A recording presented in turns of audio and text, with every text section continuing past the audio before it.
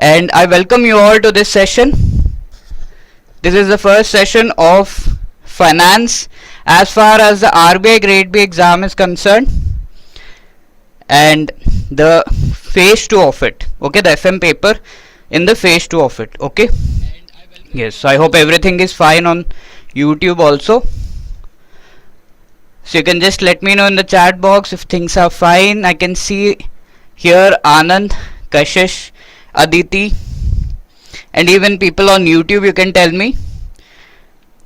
I welcome you all. Bharati, Nightmare, okay, right? So I can see so many of you here. Very warm welcome to this session. My name is Surendra Singh, and today we will be discussing the wonderful concepts of finance, considering the phase 2 of the RBI Grade B exam. Okay, so this paper, the FM paper, as far as the phase 2 is concerned, in that we have the finance component, and this finance component is actually a little complicated. So once we unravel all of the mysteries of finance, it will become easy, it becomes easier, right? So that is what we'll be doing here. Until and unless we have not gone deep into it, we find it complex, but once we have understood things, it will become very, very easy, right? So that is what we are going to do over here. And for people who are on YouTube, I would like to tell you that this is a demo lecture of the finance classes. You will be getting these demo lectures for 3 days, and after that you can join this particular course, the crash course that we have come up with. You can get the link of that course in the description of this video, and from there you can join the classes to have a look at the further all the classes which are going to be conducted further ahead. Okay, so this is a demo session, and I would like to appeal to all of you, because you know, as the RBI Grade B the notification is around the corner, you should definitely consider taking guidance, and that guidance also from a proper people and proper mentors who have knowledge of all of these things in a very good manner. Okay, and that is something that EduTap is providing you. So do consider going into or enrolling into the courses of EduTap, right? The link for that is given in the description of this video. I would like to request all of the people who are over Zoom, please do confirm if at all things are fine, so that I am sure that things are fine at my end, but I don't know about your end, so that you can join, rejoin, and then get the full, right? Yes, okay, good afternoon.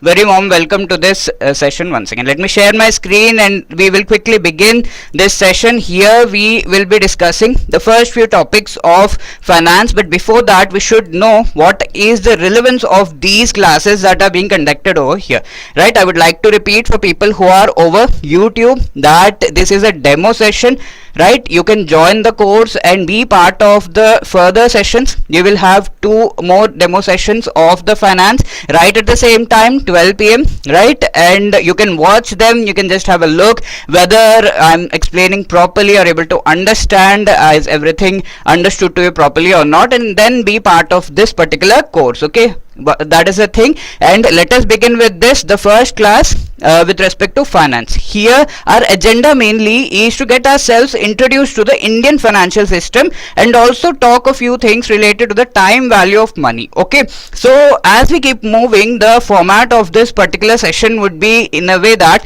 whatever I'm asking you, I would definitely want all of you to actively participate in this session, and that will only make things more fruitful for you. I hope you understand that. And in that thing there are various questions also that are being asked, okay, so that after each and every topic your knowledge with respect to that question is tested. So that is something that you need to keep answering. Okay, the active participation is something that I want from all of you. Hopefully it is worth it if we are properly able to complete this all of the components, all of the concepts with respect to finance subject. Okay, so moving ahead, first of all, what is the relevance of these sessions that we should be able to understand? If you see the phase 2, right, why are we discussing? Because now everybody would be concentrating on phase 1. Why should we discuss things related to phase 2 right now? Okay, there will be time after phase 1. Okay, so I hope most of you know the time available after phase 1 is very limited. So it is really good. If you are preparing for the critical components right before phase 1 exam, the notification has come out. Even before that we have started this. Of course the notification is right around the corner, so it is the right time to go ahead and prepare things related to phase 2 in a proper manner. As you know, you have to go and attempt 3 papers over here, and we are basically mainly talking about the paper 3, finance and management, wherein you have the component, you have the topics related to finance which you have to attempt.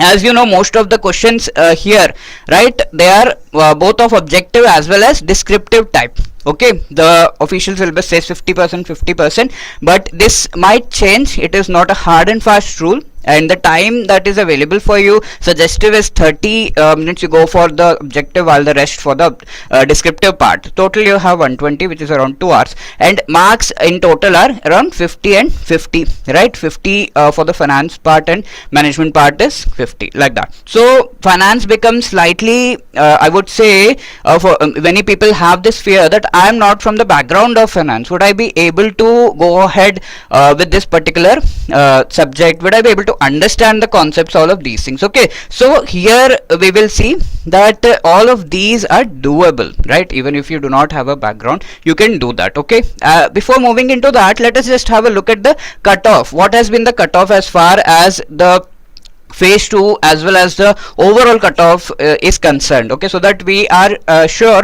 that where do we have to reach as far as preparing for the exam is concerned. Here if you see 2025 phase 2 cutoff is mentioned general, it is around 171.50 out of the 300 marks. If you see, it's 100 marks for paper 1 ESI, economic and social issues, and 100 marks for the English, and we have 100 marks for the FM paper, right? Now here if you see, out of 300 the cutoffs have been like this 2025, and if you I hope you know that interview marks are getting get added in the final list. Okay, final cutoff. So 75 marks for the interview, that also gets added, and here you have the cutoff for that also, right? Around 230.75, that is the cutoff for 2025. 24 it's around 170 to 26, and if you see prior to that 2023, 22, 21 the cutoffs have been hovering almost around the same marks, right? Also the final cutoff is also around the same marks. So if we see, the cutoff is around 60 to 65%. Keeping that thing in mind, the 100 marks of the FM paper also become really important. And if I let you know, this FM paper actually carries a slightly, it has become more important in comparison to others, because the finance component is slightly tricky, and finance carries a slightly higher weightage in comparison to the management. Out of the 100 marks, finance slightly carries a higher weightage most of the times. Of course the pattern might be different, but it is seen in that manner. So we will be mainly talking about the FM paper as far as this session is concerned. ESI is the other part that you have to prepare as far as your preparation for phase 2 is concerned. Also you have to do some descriptive writing with respect to all of these. The English is also something that you need to prepare, right? So all of these things, the information related to that will be given in different sessions, and one of such session is being conducted today at 4 p.m. Anjit sir is going to take that session, so all of you can be part of this session and have a deeper look at how to prepare all of these and how our courses are going to help you out in that thing. Okay, so coming to the FM component, the finance and management component, and I would like to request all of you, if you have any doubts, keep asking in the chat box. As and when possible, I would be answering all of that. Okay, the volume is too loud. Is it the same for everyone? Yoganshi is saying the volume is too loud. Okay, so you can just tell me, you can just reduce the volume a little at your end also, because from here things are fine. So finance FM, the FM component, we have the finance and management. As you know, the finance component slightly carries a higher weightage as a trend has been observed. So here 50 to 55 marks for finance, and management is 45 to 50 marks. Mostly management people think it is theoretical. There are various theories in management, there are various keywords as far as you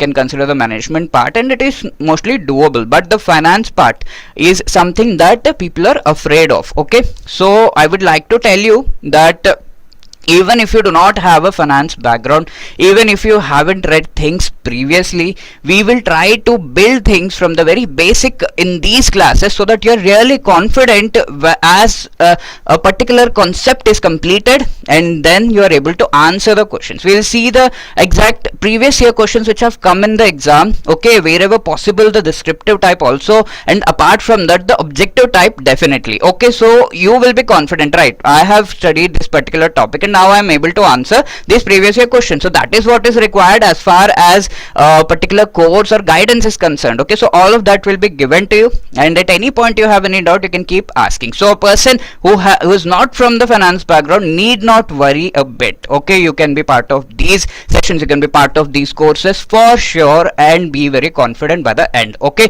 that is on me. You can leave it to me, and the rest, your part is to be really actively participating in these sessions. Okay, I hope that you will be doing that for sure.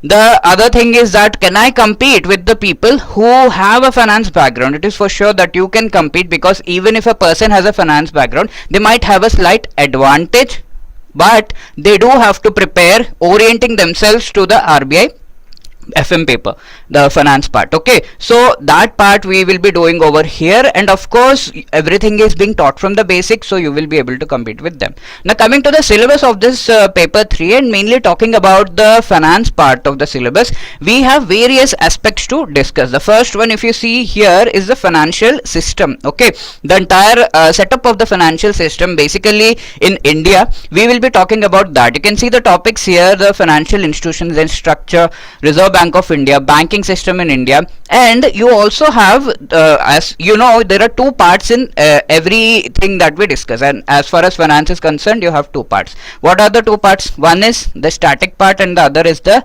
dynamic part, or the current affairs. Okay, so mostly we will be dealing with the static part as far as these sessions are concerned, but updated as per the latest developments. Okay, everything will be updated. So here you can see recent developments in global financial system and impact on Indian financial system, information technology in banking and finance, non-banking system, developments in the digital payments. All of these topics are part of the financial system. Okay, we'll go through all of the static parts that are discussed over here. Now coming to financial market, here we have primary and secondary market, which comprises of different kinds of market, that is forex, money market, bonds, equity, and many more. Okay, so we'll be discussing these also one by one, their functions, instruments, recent developments, whatever have happened, all of these will be discussed. Now coming to the general topics, this includes financial risk management, some basics of derivatives. Okay, so we'll talk about derivatives also. These are really wonderful topics to go through.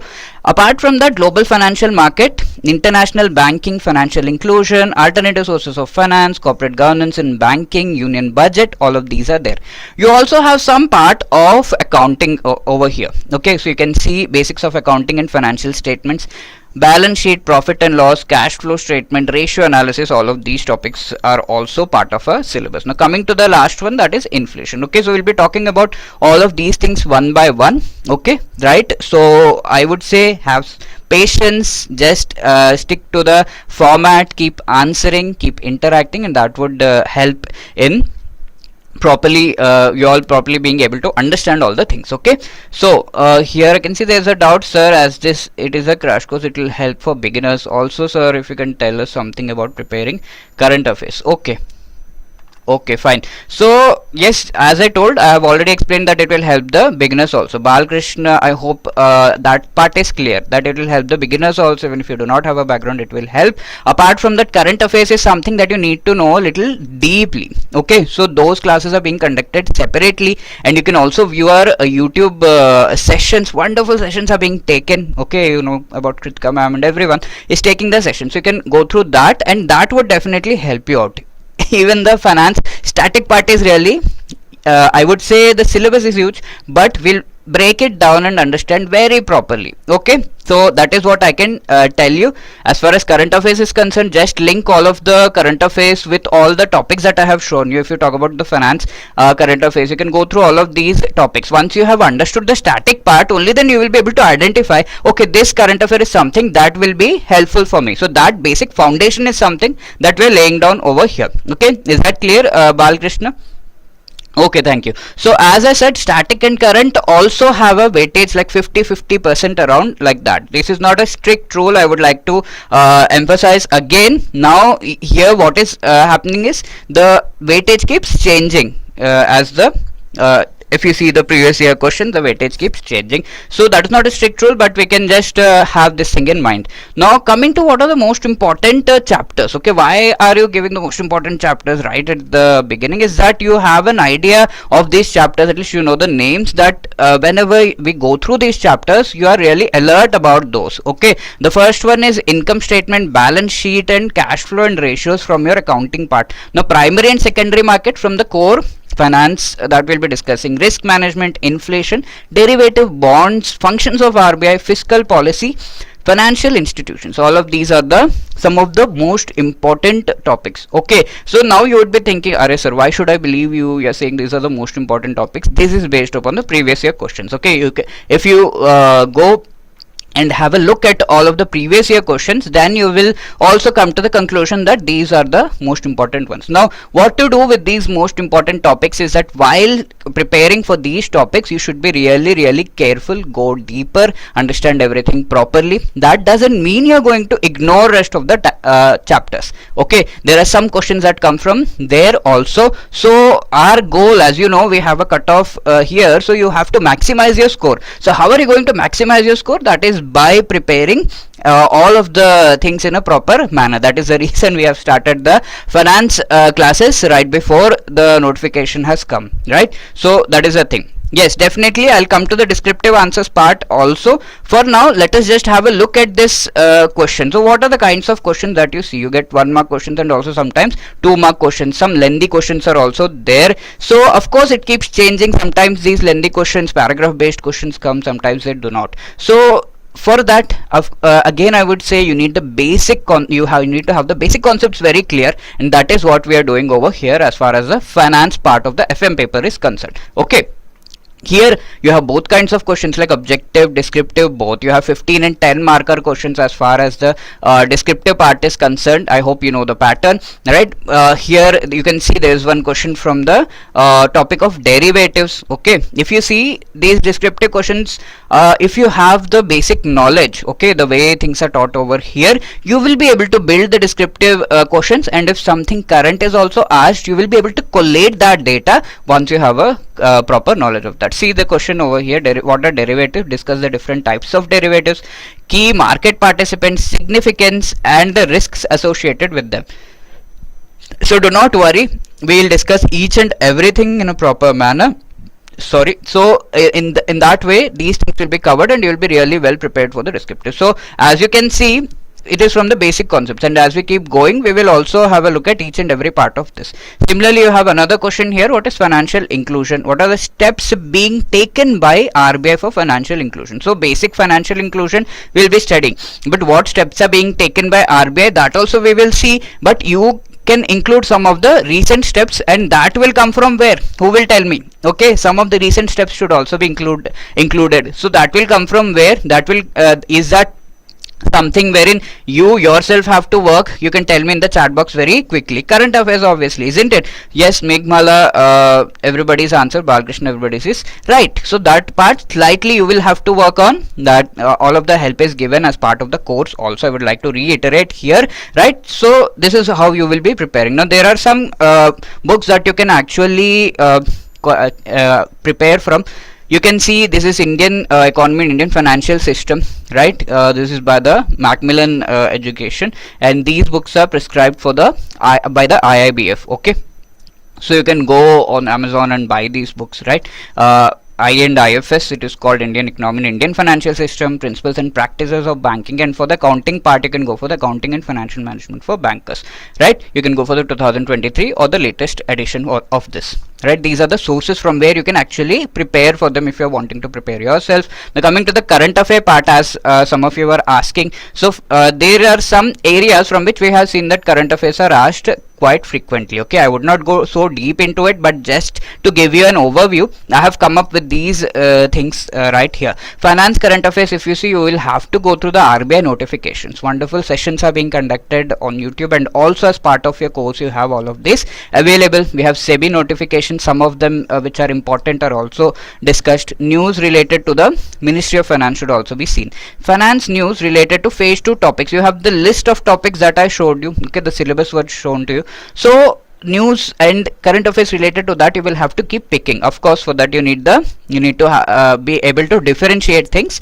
and that will come from the basic knowledge that you get from the static part. Okay, digital banking, financial inclusion, stock market, risk management, all of these. Now you will also have to go through the schemes of mainly of the Ministry of Finance. Coming to reports, economic survey, union budget is must. Apart from that, financial stability report by RBI's annual report. Then currency and finance report on trends and progress in banking sector. So basically you can see these reports are published by RBI. Obviously we are preparing for the RBI. These reports are a must.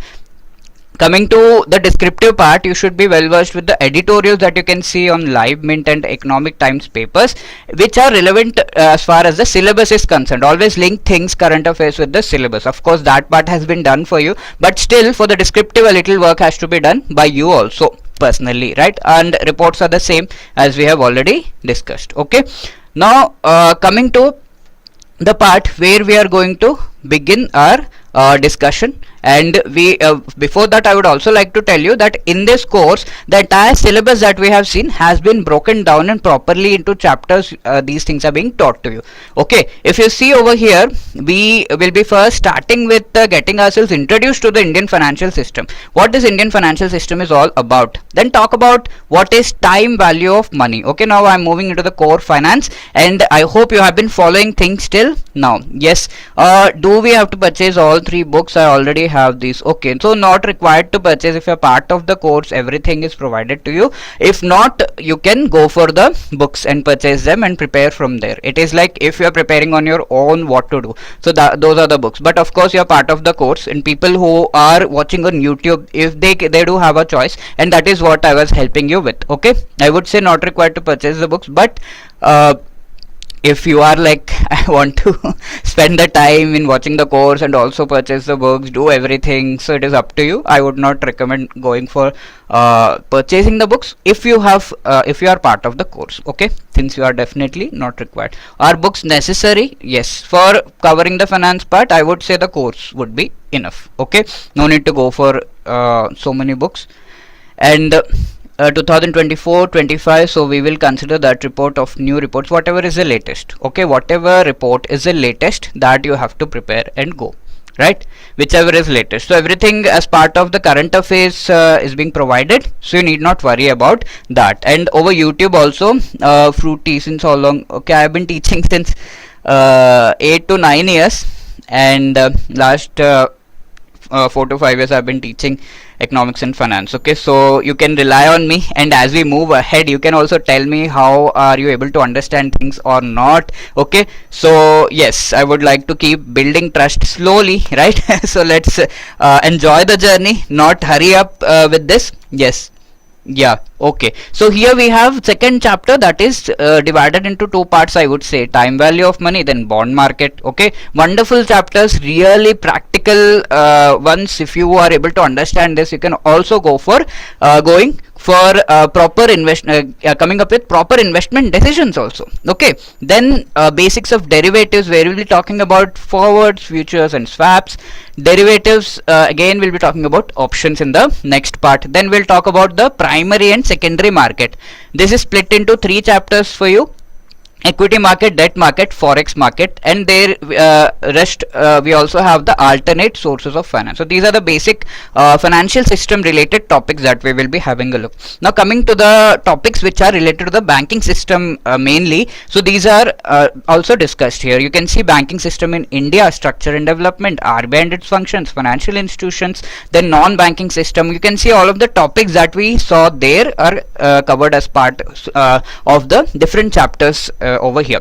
Now coming to the accounts part, that is also covered. So introduction to the basics of accounting, the financial statement split into 3 chapters, and then the ratio analysis, all of this. Okay, so this is how we'll be covering. Then the first part over here is to understand, get us introduced to the Indian financial system. Okay, till here if anybody has anything to ask, you can please ask. Yes, I have purchased course, how current finance. So I told you about the current affairs, right? Finance, how to cover that I have already explained to you.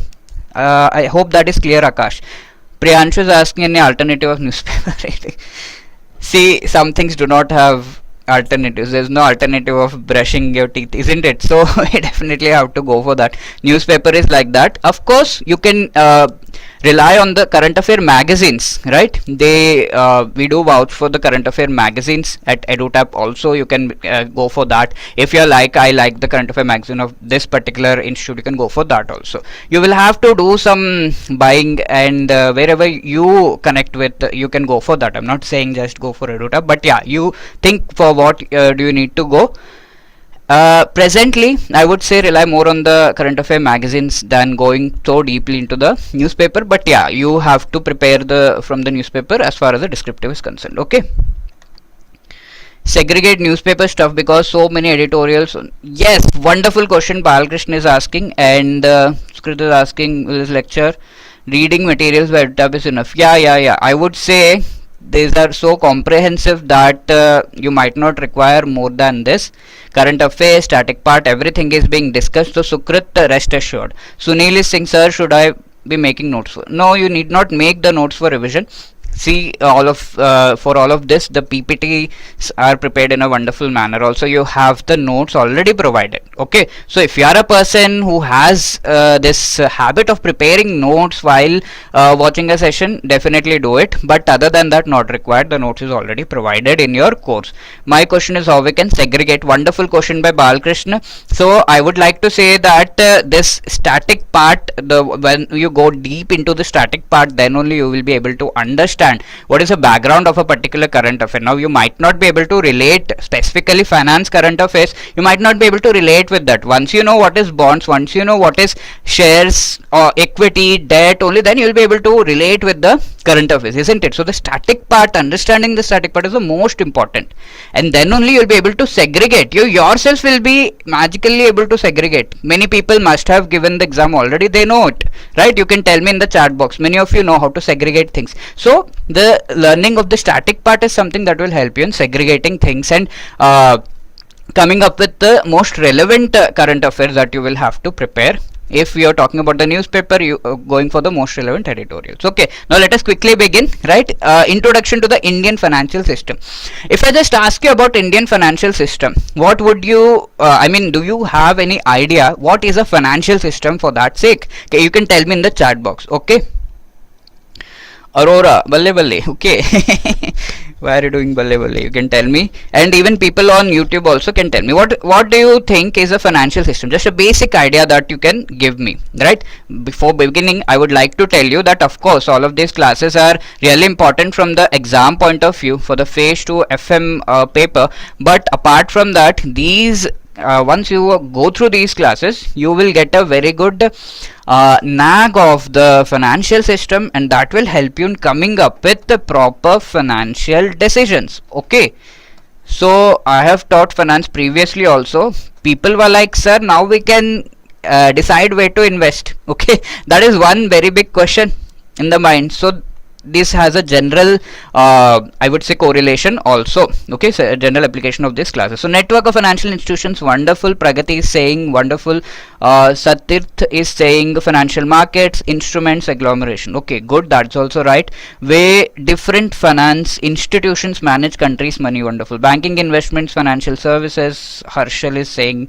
Mitanshu says circulation of money in the country. Okay, good, all your answers are correct. I would say I would like to just make a collection of all your answers. Okay, let's go deep. Here, what is our agenda with this chapter is that first of all try to get ourselves introduced to what this financial system actually is. You should have the basic knowledge first of all what a financial system is. Only then you will be able to understand what are the different components, what are the how this Indian financial system has got developed. Okay, so those basics we'll see over here. So this chapter is like you're stepping into this world of finance, and the first baby step that you'll be taking is with this chapter, right? Once you're clear with the things over here, the things that keep coming ahead will be very much clear to you further, which includes financial institutions, financial markets. Samriddhi is also right. Okay, this is what I would like to do is collect all of your answers and then come up with one single answer. Yoganshi is saying yes, wonderful. Network of institutions, market, financial instruments, And yeah, so here we can see introduction to the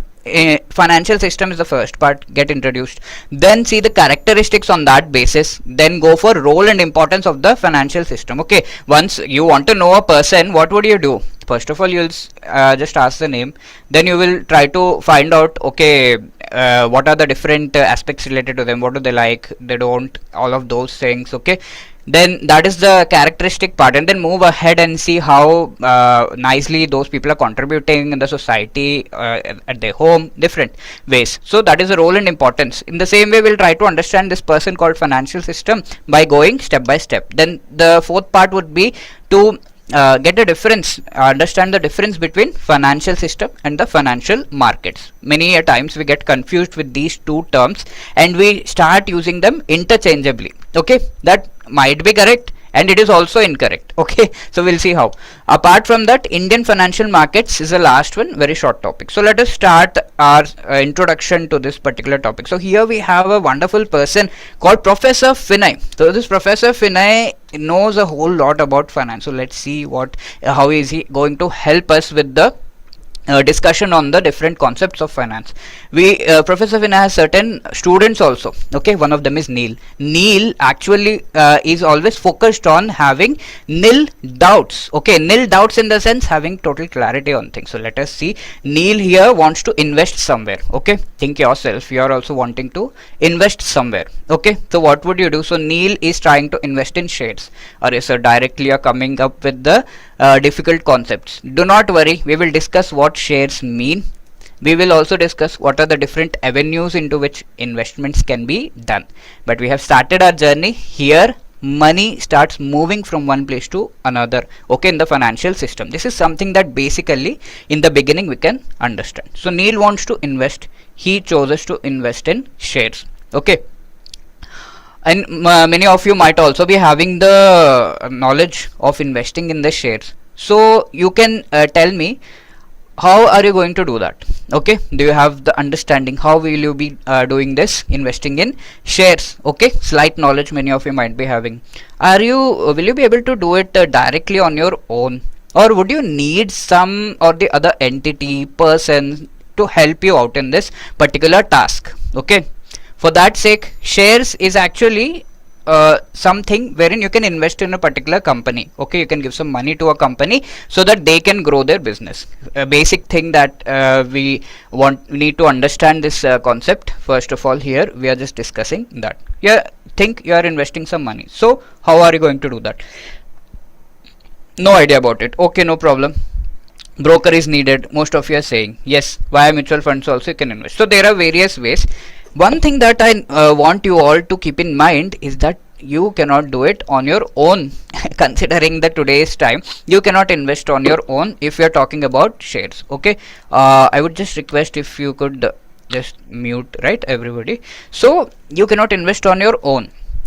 So who will help you? That is the next question. So here we have certain online apps. You must be knowing some of the names. You can tell me. These online apps actually help you in investing in different avenues. Okay, yeah, you might be knowing different apps. You can tell. Yes, Yoganshi, right, you need brokers, right? So these online apps are there. And these online apps, what do? They collaborate with a particular bank, and the transfer of the money happens from your account into the particular, through the market, into the company's account whose shares you want to invest the money. Okay, so for now just remember, this money is getting transferred and you are getting a share. Share means whenever the company will benefit, the company will be having some profit, a part of it will be given to you. That is called dividend. Okay, don't worry about the terms, we will just discuss them later on. But for now, if the company is benefiting, you are also benefiting. Think in that manner. So you have invested, and who is helping you over here? Some online apps are helping you. Okay, through what you will be investing? Through a particular market called the share market or the stock market. Okay, sometimes also called stock exchange. Okay, so you can see over here, this is the image of BSE. Okay, does anyone know what is BSE? Okay, Bombay Stock Exchange. Any brother of BSE you know about, you can tell me in the chat box. Okay, yes, NSE, right, National Stock Exchange. So this bank is actually helping in the transaction of the money, right? All of this is happening, yes, MCX also, under the ambit, under the umbrella, under the rules and regulations prescribed by whom? Prescribed by SEBI. Okay, now who is this SEBI? Okay, SEBI is actually called a regulator. What is SEBI called? It is called a regulator. Apart from that, you have seen this online app has helped us in doing this particular task. Okay, so these online apps are generally called intermediaries. What are they called? Intermediaries. Apart from that, the money got transferred through the bank. What can we call this bank as? It is a financial institution. Can we call it a financial institution? Okay, and then we have invested in a certain market. What is that market? It is a share market, sometimes also called stock market. We'll talk about it when we discuss equity market. So this we have invested in the share market, or let me call it stock market. Okay, so that's a market, isn't it? And here we have Neil as the investor. Okay,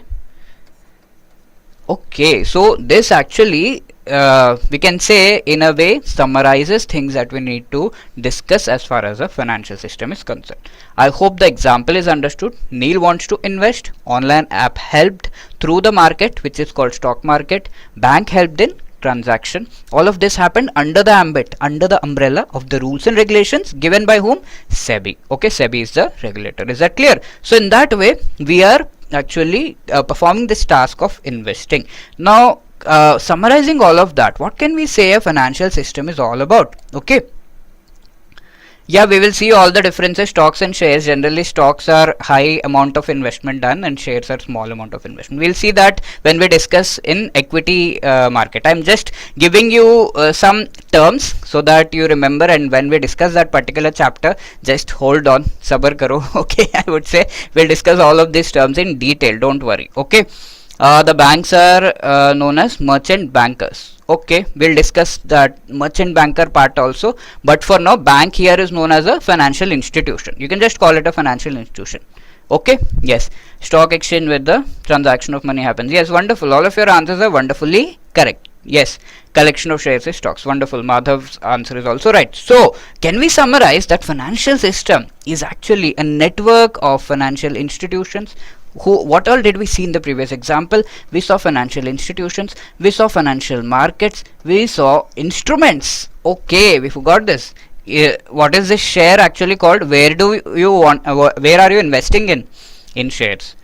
You could otherwise give this money as a loan. You could otherwise invest in something called bonds, okay, about which we'll discuss in the next class. So you can invest in different avenues. You will choose where do I have to invest. Taking a simple example, you choose in which bank should I keep this money in the form of FD. Do you choose that? You just see where am I getting more interest, okay, interest profit am I going to get, and where keeping money in which particular bank would be safe. You see these things, isn't it, before doing. So these are the different avenues where you can actually invest. So they are called, the shares here are called instruments. Okay, what are they called? Instruments, right? So we can say financial system is actually a network. Okay, why are we calling it network? That also I will tell you. If you are able to guess, you can tell me. Institutions, markets, instruments, and also intermediaries who help you in doing certain tasks.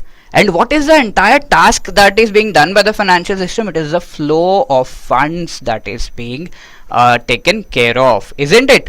Funds are flowing, money is flowing. Mainly the financial system, the main task that happens in a financial system is flow of funds. We'll see further ahead, is it just the flow of funds that we are talking about? But for now, we have an idea that financial system is a network of these. Now, just going a little deeper, what are financial institutions here? We saw in the previous example, there was a bank. Okay, this task can be done by certain non-banking financial institutions also. What is the task? Flow of funds. Again, remind yourself. So NBFCs, they are called, sometimes called non-banking financial companies. Okay, these are also part of the syllabus. In detail, all of these will be discussed, don't worry. There are insurance companies also. You give some money to the insurance company, right? What is that money called, if anybody knows? So that insurance company will take the money, and at the end that will be provided in the form of a security to you. In case if it is a life insurance, if somebody's life is lost, then money will come and all of those things. Bike insurance and these car insurance, you must be very much aware of it. Yes, wonderful. Kashish Pragati are saying premium. Absolutely right. Now coming to the next part, you can also invest give the money to the mutual funds. Okay, we'll discuss about mutual funds also. Basically they help in investment in the shares. For now, just remember in that manner. Okay, not just shares, a collection of instruments, we'll talk about it. But for now, the next part, the first part is institutions. I hope it is understood. Institutions help in this basic task of flow of funds. Then we have different markets.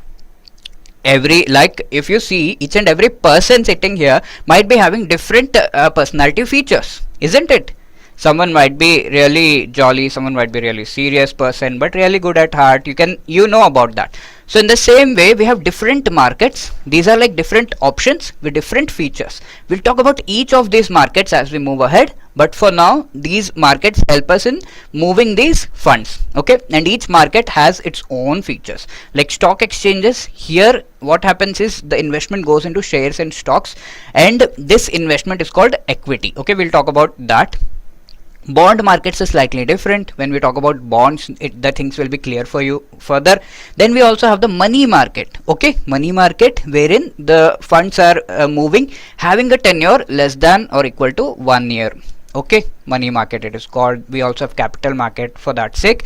Yes, short term funds. Okay, so we'll talk about that. Don't worry, I'm just giving you a initial, I would say, introduction to these terms. Now instruments that are there over here, shares, bonds, derivatives, all of these are there. We spoke about shares in the previous example. We'll talk about bonds in the next chapter. Derivatives is something that we'll talk about in the upcoming chapter. Derivatives basically help you in hedging. Okay, what is it? Hedging in the sense, simply now try to understand it in this manner, reducing the loss. We always want, let's say we are doing some transaction, we always want the loss to be reduced, isn't it? Low risk. Yes, that is something that is carried out by derivatives. That is these are the different instruments. I hope it is understood. Now intermediaries, if you want to invest, you saw that what is the intermediary over here. This example is an online app. Okay, it helped you, it connected you with the market. Okay, you could not directly go into the stock exchange and ask, okay, now today I want to buy a share, give me. You cannot go and ask. So this intermediaries help you in connecting you with the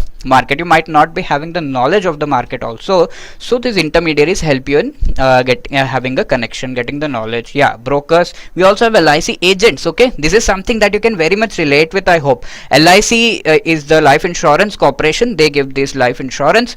Most of you must be having the life insurance. I would say all of you, right? Most of the Indians have this. So the agent actually comes and gives you information about that and helps you in buying one of the policies as per your. Okay, is the voice breaking for everyone, or is it only Risha? No. Okay, fine. Risha, please check once at your end, right? You can reconnect with this session. After this session, do I have to read concept notes or just read summary sheet? Okay. Yeah, good question. After this session, I would say once go through the concept notes, because we are we are studying everything as far as the concept notes is concerned. Everything, all of the things are described in a proper detailed manner, I would say. Go through the concept notes first, and then just before the exam, or I would say as you move ahead, you have got a nag of the concept notes, go for the summary sheets. That is what I would like to tell you. Apart from that, if you are some person who already has knowledge, you can directly go for the summary sheets also. Okay. Now we said that all of these are part of the financial system. Now what is this? What does this word network mean over here? Are these working individually on their own? Okay, no. They are actually working in a total unison. I would say they are working with each other. In the previous example we have seen, right? So that is called a network. They are not just working on their own. They are not working in silos. They are actually working with each other, and that particular thing is taken care of by the term network in this definition. Moving ahead, all of them have to work as part of a certain set of rules and regulations set in each and every market. Now if I just ask you, you should definitely be knowing this. Who is the regulator? Which body is the regulator of the banking system in India? Okay, banking system. Who is the regulator? If I ask you the stock market, stock exchanges, who is the regulator for that? Okay, here we know it is RBI. Here we know it is SEBI. Here we know. If I further ask you, who is the regulator in the insurance sector? Okay, and the pension sector, right? You should be knowing these names. If you don't know, also not a problem. We will further go ahead and have a look at all of them. So IRDAI, Insurance Regulatory and Development Authority of India. Okay, pension is PFRDA. Okay, Pension Funds Regulatory and Development Authority. So these are the people who actually, I would say, the institutions who actually help in framing the rules and regulations, basically under which all of these activities are conducted. Regulators. Now we'll keep these regulators for discussion a little ahead in the presentation, but for now we will move ahead with summarizing what this financial system is. Now you know that financial system. Now is this total definition very clear to you? You can say financial system actually refers to the network of institutions. Yes, tick mark. Markets, definitely. Instruments, for sure. Intermediaries, yes, who facilitate the flow of funds within an economy. Okay, so the task, till here things are clear for you. Okay, till here we have seen that these are the people, these are the entities that are actually there. We also have the regulators, right? So we'll talk about that also. So what is their task now? Their task is to facilitate the flow of funds. Okay, so how this flow of funds is actually managed, what is this concept of flow of funds, we will just talk about that in the next part, right? So all of their aim is to ensure what? Not just flow of funds, ensure smooth flow of funds. Okay, the flow of funds has to happen smoothly. Okay, if I just ask you what is meant by smooth flow of funds, can you just define this term smooth? Okay, you can tell me in the chat box quickly. Okay, yeah, fisheries department also we have. Yes, Jammu and Kashmir, yes, wonderful. All of these are also there, but yeah, specific sectors are definitely regulated by these entities. Easy and without any problem. Wonderful. Without glitches. Low risk, high return. Okay, not always, but yeah, without glitches, easy and without any problem. I would like to some things from Aditi and Rocky, Brinda, Samson. Can you just tell me your name if you don't have any, without harming any people? Oh my god. Are we throwing arrows and all at people without disruptions? Okay, very good. So that is smooth flow of funds. Let us just have without any errors. Very good. Let us just have a look at what this smooth flow of funds means. First of all, flow of funds is also sometimes called flow of capital. Amit, wonderful. Wonderful to have you, Amit. So I'll call you Amit from now. So flow of funds is also sometimes called flow of capital. Capital is just the other name for this. Flow of money, it is like a accounting, I would say, term, right? So all the three for now mean same, because we are starting with the basics. We'll differentiate further on, but for now, flow of funds, flow of capital, flow of money is all the same. Okay, you can use them interchangeably. Now let's just talk about one more aspect and try to understand what is this smooth flow of funds. Yes, very good. Money and share transfer to concern with low risk. Okay, without any hurdles, without any barriers. Krishna, Ashish, wonderful. Okay, so let's see this example. Here we have Rita, who's another student of our Professor Vinay. She always thinks about more and more returns. Okay, whenever you are investing, you think of returns, isn't it? She also thinks about more and more returns. Now what she has done, she has played safe, and she is investing or putting all her savings, money that her father has given her, in a bank. Okay, in the financial institution or the market. Now what will this bank do with that money? Can you just guess? Any of you, if you could guess. Okay, yes, without any obstacles. Pradeep, Yoganshi, right? Absolutely, give loan. And here we have Rishi. Rishi is another student of Professor Vinay. This Rishi actually always thinks about risk in situations. Okay, so he has also played safe. Instead of taking money from somewhere else, he has gone for the bank, and from there he has taken this loan for his education. Okay, so in this way money is getting transferred. Now smooth flow of capital is generally defined as efficient movement and allocation of funds or financial resources within a financial system or economy. Okay, let's break this down. So smooth flow of funds, the first part is the fund should flow for sure, but it should be efficiently flowing. It should be moving in an efficient manner. Okay, and they should be properly allocated. Okay, so let's have a look. Let's say in the same manner, Neil is buying these shares, and here Professor Vinay is thinking of selling the shares. Okay, something like that, pulling out his money and selling the shares. So all of these transactions are being done through the different financial institutions, markets, and by these people. Okay, so these represent the moving of the money into the bank and given as loan flow of funds. Agreed? Now moving of the money for buying the shares and then selling. After selling shares, Professor Vinay will be getting the money back. So this is also a flow of funds, right? Agreed? Now let us see what this smooth flow of funds actually means. Okay, now let's say Rita deposits this money in the bank. So all of this is happening, again, remember, under the ambit, under the rules and regulations prescribed by the Reserve Bank of India, because money is getting deposited in the bank. The banking system is something that is working over here. So we have understood, seen the examples of flow of funds. Now we'll further move to have a look at smooth flow of funds. The first part I said is efficient movement should be there. Okay, so what does that mean? Savers, people who want to save some money. Investors like a Neil, Professor Vinay, they are investing in the shares. And also intermediaries like apps, Zerodha and all you told me about. There are also brokers who actually help in moving this money, isn't it? It moves to whom? Borrowers, people who want to borrow the money. Like we saw, Rishi was borrowing money for his education. And people who might need the money. Okay, some company issues shares, they might need the money to expand. We'll discuss these things further. So savers to borrowers, all of this money keeps moving, but that movement of money is called flow of funds for sure. It should be efficient. How? It should be done easily and efficiently. What does that further means? Flow of funds should happen without, I would like to correct myself, with minimal obstacles, delays and inefficiencies. Okay, obstacle in the sense, let us say Rita has deposited money, but let's say 1 lakh, but that is not reflecting in her account. Is it a efficient movement of money? No, right? That is an obstacle to the money. It should be reflected in the account. Why it is not getting reflected? Should be panicking for sure. Delay. Okay, after 1 day the money was reflected in her account, so that's a delay. Right? That should also not happen. They should even seconds of delay actually create huge things, huge changes in the market. If you talk about certain markets like forex or stock market, even seconds, even minutes of delays create huge differences. So that should not happen. Okay. And inefficiencies. Let's say she deposited 1 lakh, but she is able to see only 50,000 in her account. Is that fine?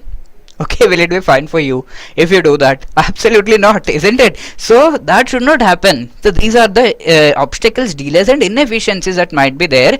They should be minimized. We cannot say from today we have zero problems as far as the financial system is concerned. No financial system in the world can say that, but you should keep it to bare minimum. Okay, that is what is our goal. We should have practical goals, isn't it? So that is what we are trying to do. So the same thing, depositing money and being taken as a education loan is something wherein flow of funds is happening. I hope the first part, efficient movement, is very clear to you. Now coming to the second part, it should also be allocated in a proper manner. What is meant by allocation? Let's say 1 lakh is being given in the form of deposit to the bank.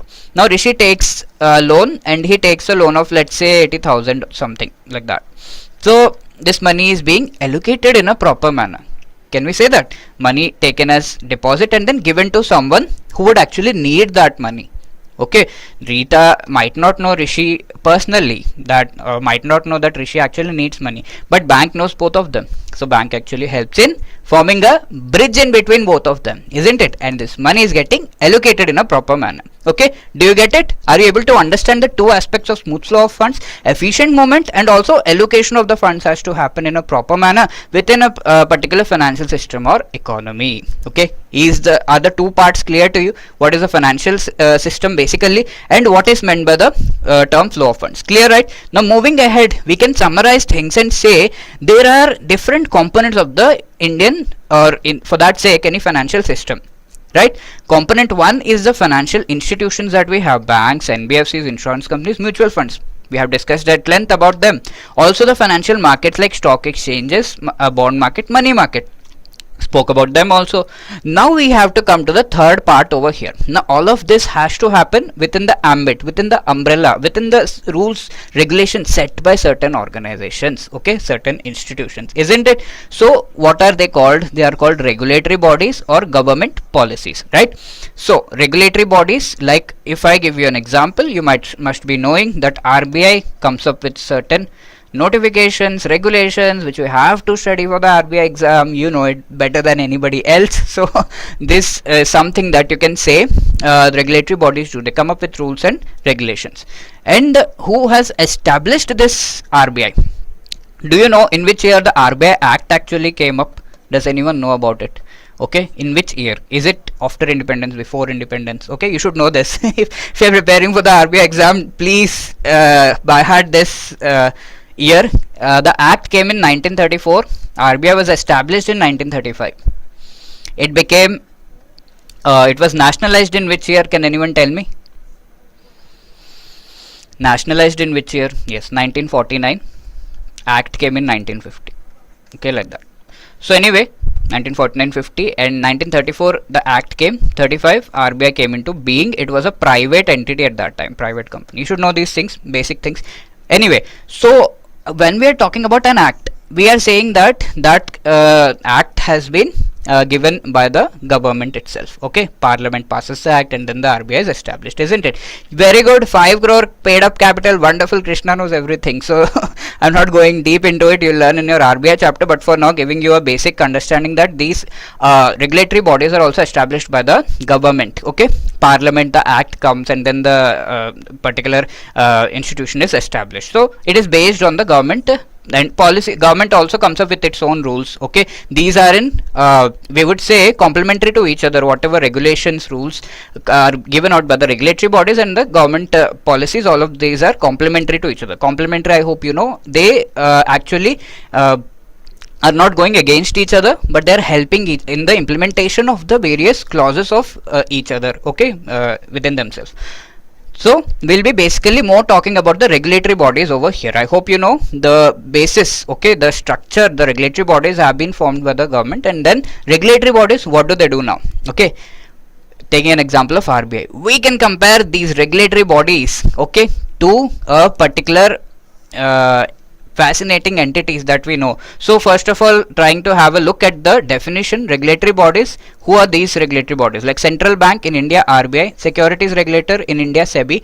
Insurance regulator in India, who is that? Can you tell me very quickly in the chat box? Play a crucial role in ensuring what? Smooth functioning of the financial system. IRDI, wonderful. By now you know it. Okay, so all of these regulatory bodies, can I compare them to guardians of our financial system? Okay, how can you call them guardians of the financial system? Let us see what are the different functions that they perform. Okay, isn't this image nice? Okay, AI does a lot today nowadays, right? So yes, here we have the regulatory bodies who govern, who oversee the financial activities. What is meant by govern? This brings us to the second thing in the list, that is they set the rules, regulations and standards. By this they are just giving a structure under which all of the activities has to happen. Moving ahead, they also oversee. That means they see that whatever rules and regulations have been given by them are being actually followed or not. Okay, they are being complied with or not. That is the best term. Okay, compliance is there with those rules and regulations or not. Okay, you know it. Now if certain bank does not follow the rules and regulations of RBI, or if it is performing in a bad manner because of certain wrong decisions, what does RBI do? It actually goes and penalizes them also. Very good. Okay, very good. Krishna is saying that it penalizes if they do not do that. Okay, sham dam dand bhed, everything it is said in Hindi that they do, so that the rules and regulations are definitely followed. In India also, you just cannot say, okay, today I'll shift my car steering to the left and I'll start driving. No, you cannot do that. There are certain rules and regulations which you have to follow. And yeah, if they are keep on doing that, there are various other things, mergers and all, of course. So by this they oversee, in the sense they see that all of the rules and regulations are properly followed. Oversee does not just mean ki danda leke baith gaye hum. Okay, it is about also helping. Okay, they also help these there might be certain institutions which might not be that mature, they help them. Okay, all of those. Apart from that, these guardians also safeguard the consumer's interest. Now I would like to ask you a question. Of course I'm going a little deep. Yes, it is a constructive supervision. Wonderful, Balkrishna. Wonderful word. You can use this term in your descriptive answers also. He's saying it's constructive supervision. Very good. Yes, Yoganshi, your answers are also absolutely right. Now, I would just like to ask you. Let us say, here Balkrishna has deposited some money in the bank. Okay. As soon as he deposits that money, I say there is an insurance policy open for you. Am I right? Okay, just tell me if you have a little idea on that. Balkrishna has deposited some money in the bank. There's an insurance policy open for you. Am I right in saying this? Okay, Balkrishna, Kashish is saying yes, Madhav is saying no. Okay, others can also tell me no. Okay, so I would say I am slightly right. I'm not completely right. I'm not talking about a life insurance policy. I'm just talking about a insurance with respect to my own account. Okay, the money that I have in the account, insurance policy is definitely open. Okay, you must have heard about DICGC. Okay, who is this DICGC? Yeah, 5 lakhs. Okay, this is just a safety for the banks. Let us say the bank has given loan to some Modi, not taking the name. Okay, and they fled away. Okay, after that what the bank has to do, it has to see that how is it going to fulfill. Whoever have small depositors have also deposited money in the bank, but people start losing their faith in the bank. Okay, many would want to withdraw their money. Bank might not have the money. What is the situation called? It is called a bank run. I hope you know about it. Bank run. So in that situation, what will bank do? It will invoke the insurance policy and give at least 5 lakh rupees to you. Okay, if of course your money is more than 5 lakh, you will get 5 lakh. There are other terms of course in that, but DICGC, Deposit Insurance and Credit Guarantee Corporation of India, actually takes care of this, and this is working under the ambit of RBI. Okay, this is the thing. Yes, if bank fails, it is also sometimes called bank run. It will invoke this insurance policy and give your money back, right? So whenever you open an account, remember insurance policy is also open for you. Of course you cannot claim, bank can claim it if it is unable to give back the money. So that is how the safeguarding of the consumer interest is done. Apart from that, it also promotes transparency and protects the consumers. Okay, transparency in the sense it helps in understanding how the particular system works, right? Taking an example, if you want to invest through the apps will actually help you in giving an idea of little analysis, where to invest, how to invest, and all of these are provided under the rules and regulations set by the regulators. Okay, so to have things transparently, openly understood, there should be a set rules and regulations, right? You cannot go so transparent wherein our financial information is also revealed to someone. Can we go like that? That is our financial privacy. So there should be rules, right? So to safeguard that thing.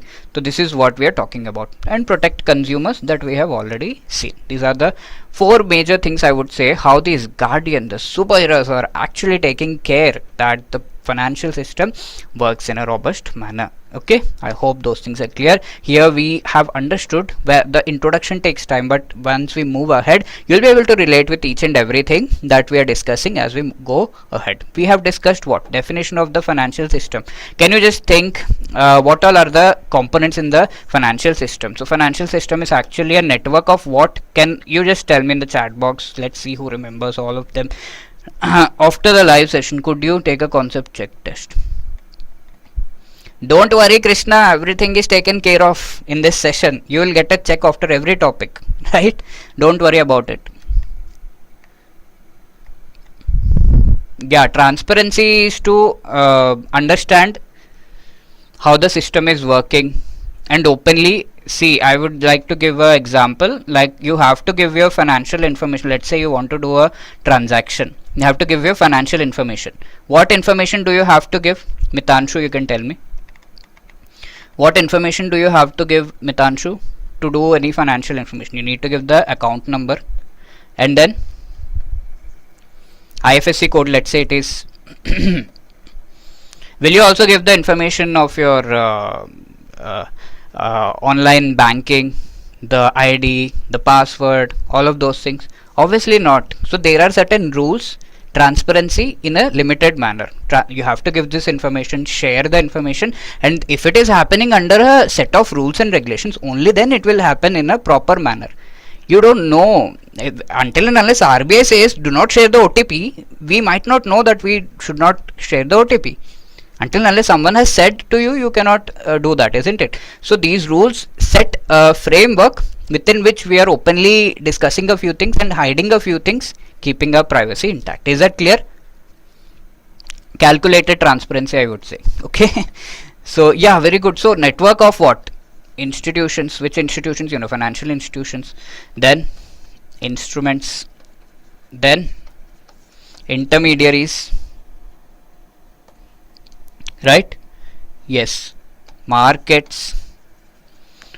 Also somewhere kone mein we can write regulators. And what is their aim? What is their aim? Very quickly, please let me know in the chat box. What is their aim? Yes, you should, if you say smooth flow of funds, that would be better, because in detail we have dissected the term smooth, isn't it? Smooth flow of funds, wherein smooth means what? Efficient. Efficiently the fund should be moving, and there should be proper what? Resource allocation of those funds, right? Then we summarize that all of these actually, yeah, easy without any, with minimal disturbance, not without, with minimal disturbance, obstacles. Yes, we summarized there are certain components, and we said we have the regulators who form a very important part. Yes, definitely. MR Andhera, I would definitely try to answer your question. I have seen your question, right?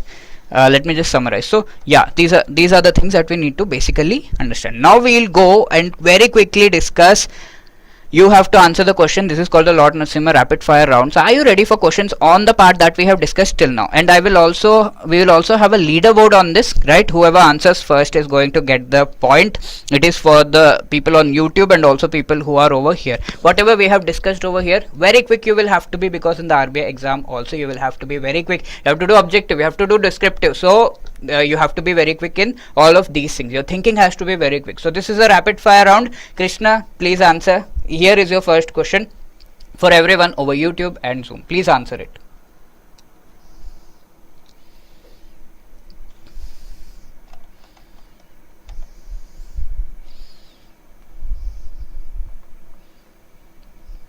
What is it? What is the most appropriate definition of a financial system? You can very clearly see the longest one is the most appropriate, I can say, in most of the cases. But anyway, be careful. Yes, everybody's answer is right. Kashish, Pragati, Suraj, Balkrishna, Krishna, Lalu.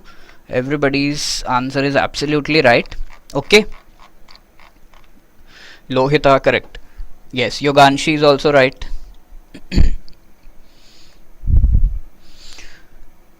Yes, so here we can see first one, network of only banks. So absolutely not. Deals only with stock market. No. Complex network of institution, market instruments, intermediaries, facilitating what? Smooth flow of funds. Clear? C is the right answer. Government control monetary mechanism, not that. System linked. All of these might be part of it, but comprehensive definition of financial system is C, and the point goes to Kashish over here, and over YouTube the point goes to Yoganshi. Okay, moving to the second one. The phrase smooth flow of funds primarily refers to what? Please tell me very quickly.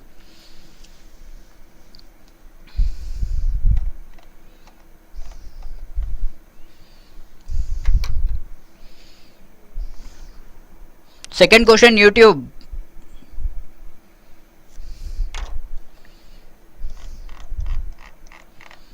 Yes, everybody's answer is right. Yoganshi's again answer first. Pradeep, your answer is also right. So here we can see the phrase smooth flow of funds primarily refers to what? Higher profits. Are we aiming for that? Quick transfer of money? No. Government control? No. Continuous increase in stock price? We didn't talk about that. Efficient movement of funds from savers to borrowers with minimal obstacles. Okay, now it is clear to you, and E is the right answer. Point goes to Mansi and Yoganshi over here. Okay. Let's move on to the next question very quickly. Which of the following is not a direct component of the financial system? Please tell me quickly the answer for third one. Not a direct component. Okay, we have many components, but not a direct component of this. This time Monique has taken the first place, I think.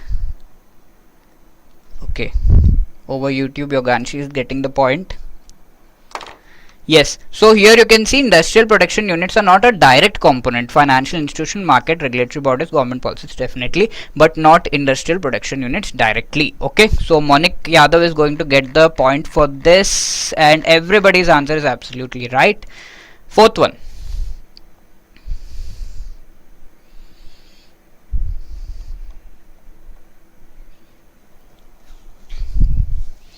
YouTube, you can also answer, people over YouTube.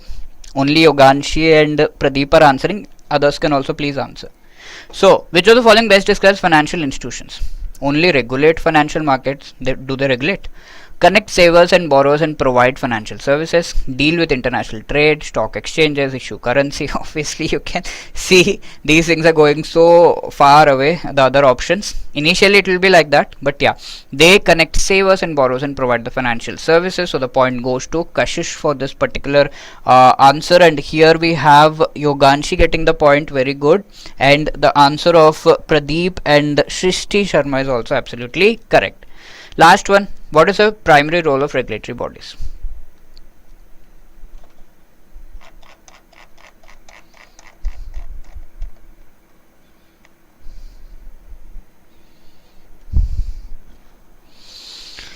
Maximizing profit of banks, issuing loans to business, ensuring stability, transparency and protecting consumers, controlling industrial production, managing foreign trade. Okay, so again I think Kashish gets the point.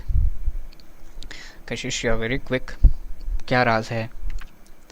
प्रगति, तमजीत, सुकृत, मानसी, आदर्श, कृष्ण, बालकृष्ण, निखिल, प्रीति, निधि, विक्रांत, सार्थक, समृद्धि, Rashmi. Everybody's answer is absolutely correct. And here I think again Yoganshi is getting the point. Okay. Ritika, your answer is also right. Abhi. Okay. So see, absolutely. Are sir, बच्चों वाले question दिए आपने. Slowly we'll build on this. Okay. This topic is also बच्चों वाला ना, तो questions will also be like that. Moving on to the next topic, that is characteristics of the financial system. Let's move quickly towards this. Here we have our Professor Vinay talking about using supercomputer. Yeah, Sunil, आपका राज चाहिए हमें कशिश. How are you doing that so quick? But anyway, concentrating on this characteristics, here we will be discussing further ahead. Here we have Professor Vinay explaining these things very properly. Okay, we'll take examples from the daily activities of Professor Vinay and his students and try to understand. The first one over here is intermediation, diversification, liquidity, capital formation, and innovation, regulation and oversight. Okay, yes, very good Yoganshi. So these, let us discuss them one by one. First one, intermediation. Let us see one example here. Neil wants to invest. What happened at that time? These online apps actually helped in connecting Neil with the market. Did we see that? Is this the only way? What used to happen previously? Okay. Okay, she. Sorry. Okay, fine. So, concentrating again. Neil wants to invest. And here we saw that the online apps actually helped in connecting with the market. Now, is this the only way in which this investment can be done? Please let me know the answers in the chat box. Is this the only way? What used to happen previously? We used to have some people who used to help us, isn't it? Now these people sit behind these online apps and help us. That is there. But who are these people who actually used to help us? These were the brokers, isn't it? So we introduce a new character here. This is Selvin. He will be helping, he helps people with different investments. Okay, so what these people, brokers like Selvin and this online apps actually help us with? They are connecting us with the market, isn't it? They form a bridge. Can I say that? So what is meant by this intermediation? The financial system acts as a bridge between those who have excess funds, somebody who has excess funds and somebody who needs these funds. Okay, this is a bridge. The intermediation, this particular characteristic of the financial system acts here. These entities actually act like a bridge. Okay, also we can take the other example wherein Rita saved her money, deposited her money, and that was given to Rishi. Financial institutions like banks actually form a bridge over here. LIC agents help you take LIC insurance policies, right? Brokers help you invest in the stock market, isn't it? So all of these things are there for sure. So that is the first characteristic, intermediation. I hope it is very clear. They act as a bridge. You can remember the background over here. They're on a bridge now. Okay. Now coming to the other part, right? Here again Neil is wanting to invest and he's saying, I will invest all of my money in shares. Is he doing the right thing? What would you advise? Neil here has his friend Rishi who gives an idea. It is risky. Why don't do this? Shares are risky, right? So are there any other options? Are there any other options that are there? Yes, very good, Balakrishna. You have understood where we are going here. Selvin sees the opportunity and he says, yes, you can invest in real estate.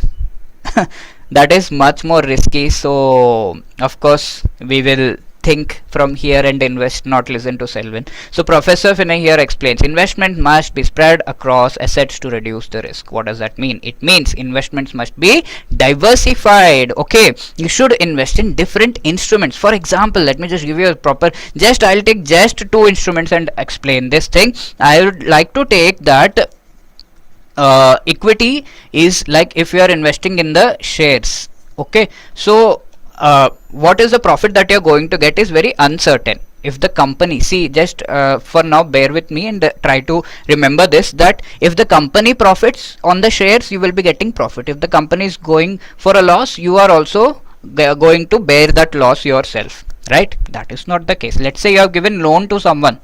Even if that company, your company डूब जाएगी, that doesn't matter. Okay, even if it is liquidated, that doesn't matter. They have to return your loan. There are total frameworks for that. SARFAESI Act, I hope you know about it. Okay, we have IBC, various things. They definitely have to pay the loan back. Okay, so these two markets are different. For that sake, along with loan, I would just like to add this term bonds. Okay, we'll talk about bonds. For now, think it to be in the form of a loan only. It is like a loan. So definitely this money has to be returned, but not such thing in equity. If the company is liquidated, you may or may not get your money back. Okay, it depends on various things. So this is not guaranteed. Can we say that? This is guaranteed in most of the cases. And can you tell me, if this loan is given to the government of India, super guaranteed, can we say that? That is why they are superheroes, right? Super guaranteed here.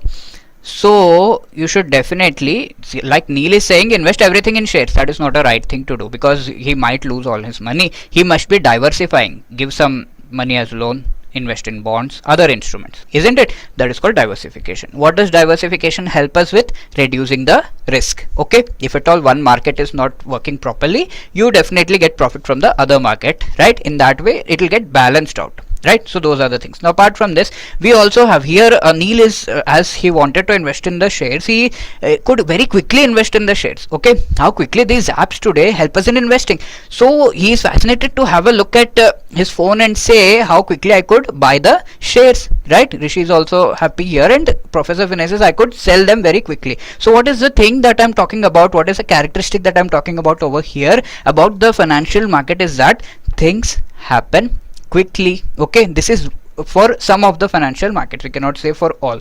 So here Professor Vinay actually explains, financial system ensures individuals, businesses, institutions, they can access the cash they need whenever they need.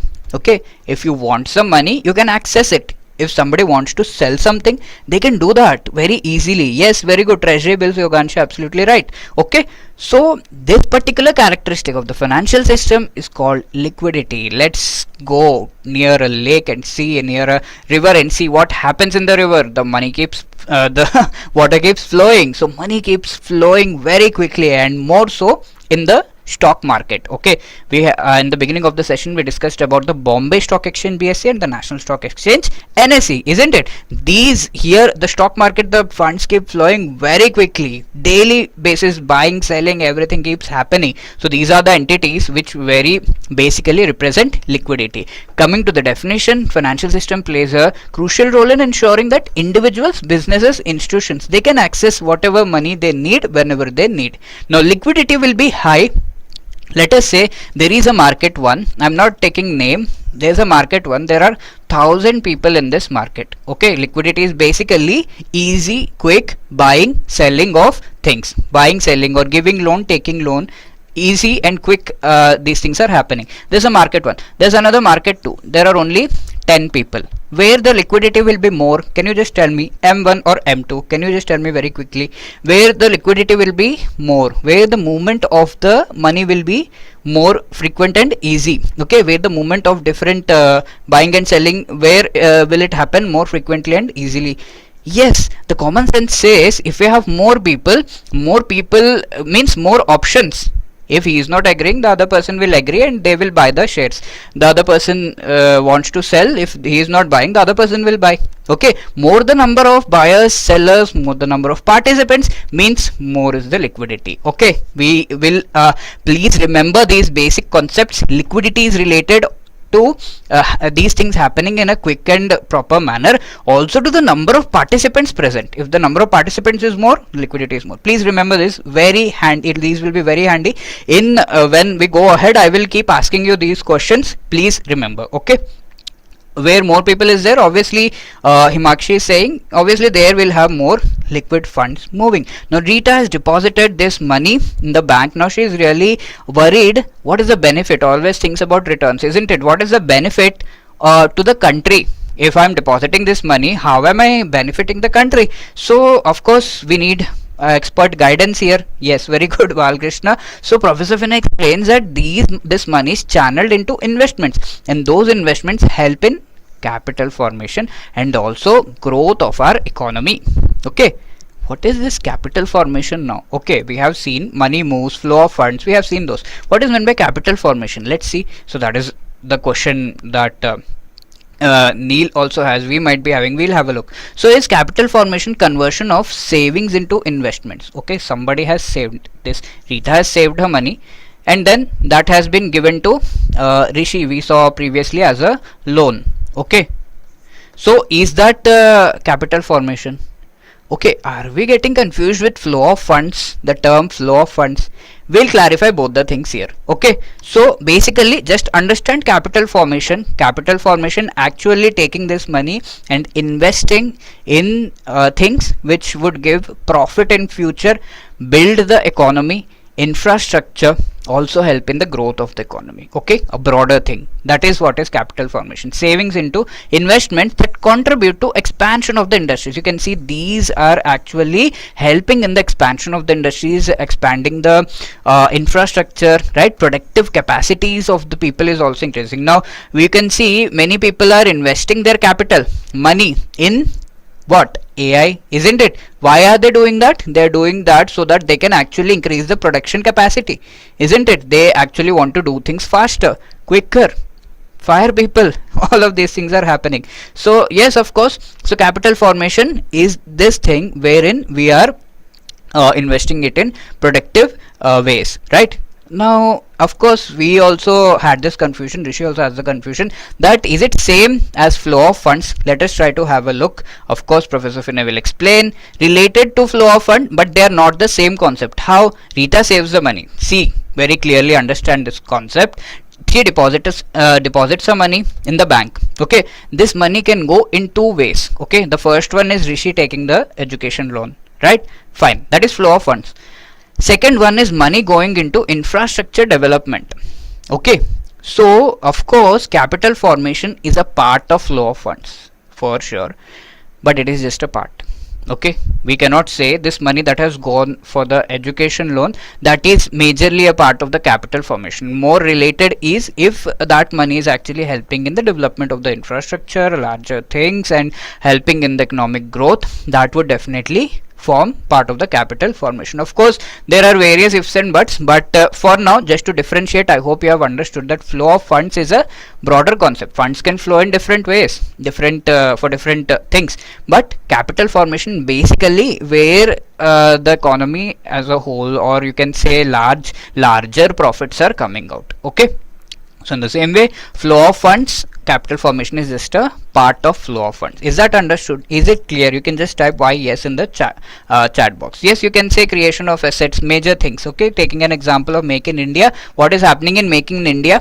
Of course, again, I would say preparing for the RBI exam, you should know about Make in India. Here, our government is actually calling these investors to come in and build their manufacturing units in India, Make in India basically, so that, yes, building the infrastructure and helping in, that would help our economy. They can take the profits back home and that would help their economy also, isn't it? Our manufacturing capacity will also increase. Coming to the next part, I hope these characteristics features are very clear. Now again, Neil is investing, taking the same example. He can use the online apps or the brokers like Selvin here, right? So these are the things. So here what we are doing, of course, previously we had people like Selvin, but now we have online apps. How did this happen? It is innovation, isn't it? We came up with innovative different methods of simplifying things and coming to the conclusion of doing a job. What is the job? Smooth flow of funds in a better manner. One such innovation India came up with is the UPI, isn't it? That is a wonderful innovation. People are copying us also. Do you know about it? So of course we use it daily, on a daily basis. So innovation is another characteristic of the financial system. Can you tell me any other? Yeah, IMPS, RTGS, older innovations, newer innovations. Can you just tell me? Real-time CTS, okay. NEFT, that too I would consider slightly older innovation, right? Some new innovations. We are trying to integrate AI into our systems, okay, digital systems and all, and that is something new, okay, disruptive, I would say. Coming to the last part, you are very well aware of this part, regulation and oversight. Who does it? The regulators. Who? Central banks, securities regulator, insurance regulators. Considering a few examples, again mentioning what we already discussed. Disha, okay, yes, you can say AI integrated. Like, just take a simple example. You go to the IRCTC website, you see that AI is answering your questions, isn't it? Everywhere for that sake for now. Yes, yes. Guardians, who are these guardians? RBI, SEBI, IRDAI, PFRDA and various other regulators. They do what? Govern, oversee financial activities. Govern. What does govern mean? Remember, can you tell me? It means setting rules, regulations and standards. What does oversee mean? Can you just tell me in single word in the chat box very quickly? What does oversee mean? Yes, okay, supervision. What other word did I use? Okay, Krishna is saying supervision, Vansi is saying supervision. What other word did I use for oversee? Okay, what has to be ensured? Very good. Mitanshu says compliance. Okay, compliance has to be ensured. Also, it has to be ensured that safeguard consumer interest. You have to safeguard the consumer interest, helping them if at all any of the institutions fail. That is not the mistake of the consumer, isn't it? So, consumer has to get his money. He should not be at loss because of participating in the financial system. So, that is taken care of by the rules and regulations set by the guardians, are superheroes. And also promoting transparency and protect the consumers, which we have already seen. Yes, constructive supervision. Wonderful, Kashish. Right answer. Now moving ahead, these were the different characteristics. Are you ready for the next round of rapid fire? Okay, so we are quickly moving into this. You have to very quickly answer the questions if people who have missed the previous round. So we have completed one topic. Let's see the first question very quickly.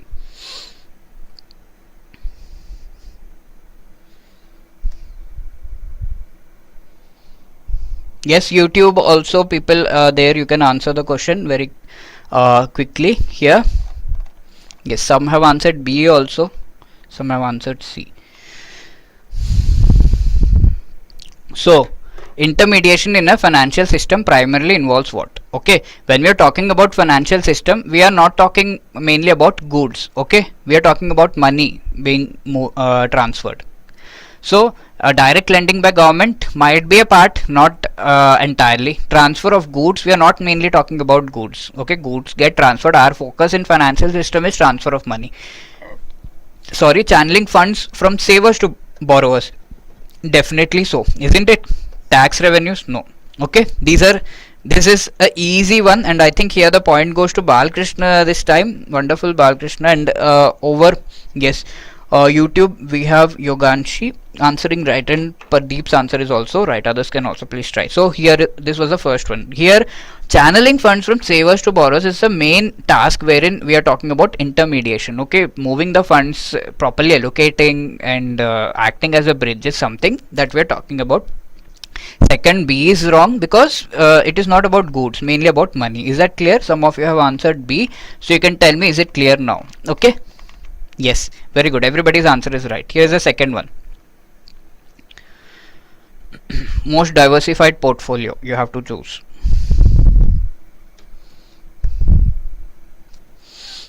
Yes, Kashish, Swati, Tamji, Pragti, Sukrit, Balkrishna, Vikrant, Mansi, Surat, Sarthak, Nidhi, Nikhil, Nikhil Tripathi, Madhav, Monica Bhi, Meghmala, Unyan, Mitanshu, Brinda, Samriddhi, Adarsh, everybody. Ritika, Ashish, Sunil, Meera, Himakshi, Vaishali, Lohita, Vaishnavi, Amit, Ashish, Krishna. Okay. Krishna is like, I am right this time. Okay. Yes, very good. So D is absolutely right. That is the most diversified, and I am seeing this time that Pardeep has taken the point over YouTube. Very good, Pardeep. The point goes to you. And here, who has taken the point? I think it's Kashish, isn't it? Let me just quickly check. Yes, Kashish gets the point. I have noted. Now moving ahead, next question. Which of the following is most associated with providing high liquidity in India? I gave you examples while discussing that. You should remember them, right? Okay. Kashish, you have a competitor now. You have competitors now, I would say. Very good. Everybody's answer is absolutely right. And over YouTube, we have Yoganshi answering first. Very good.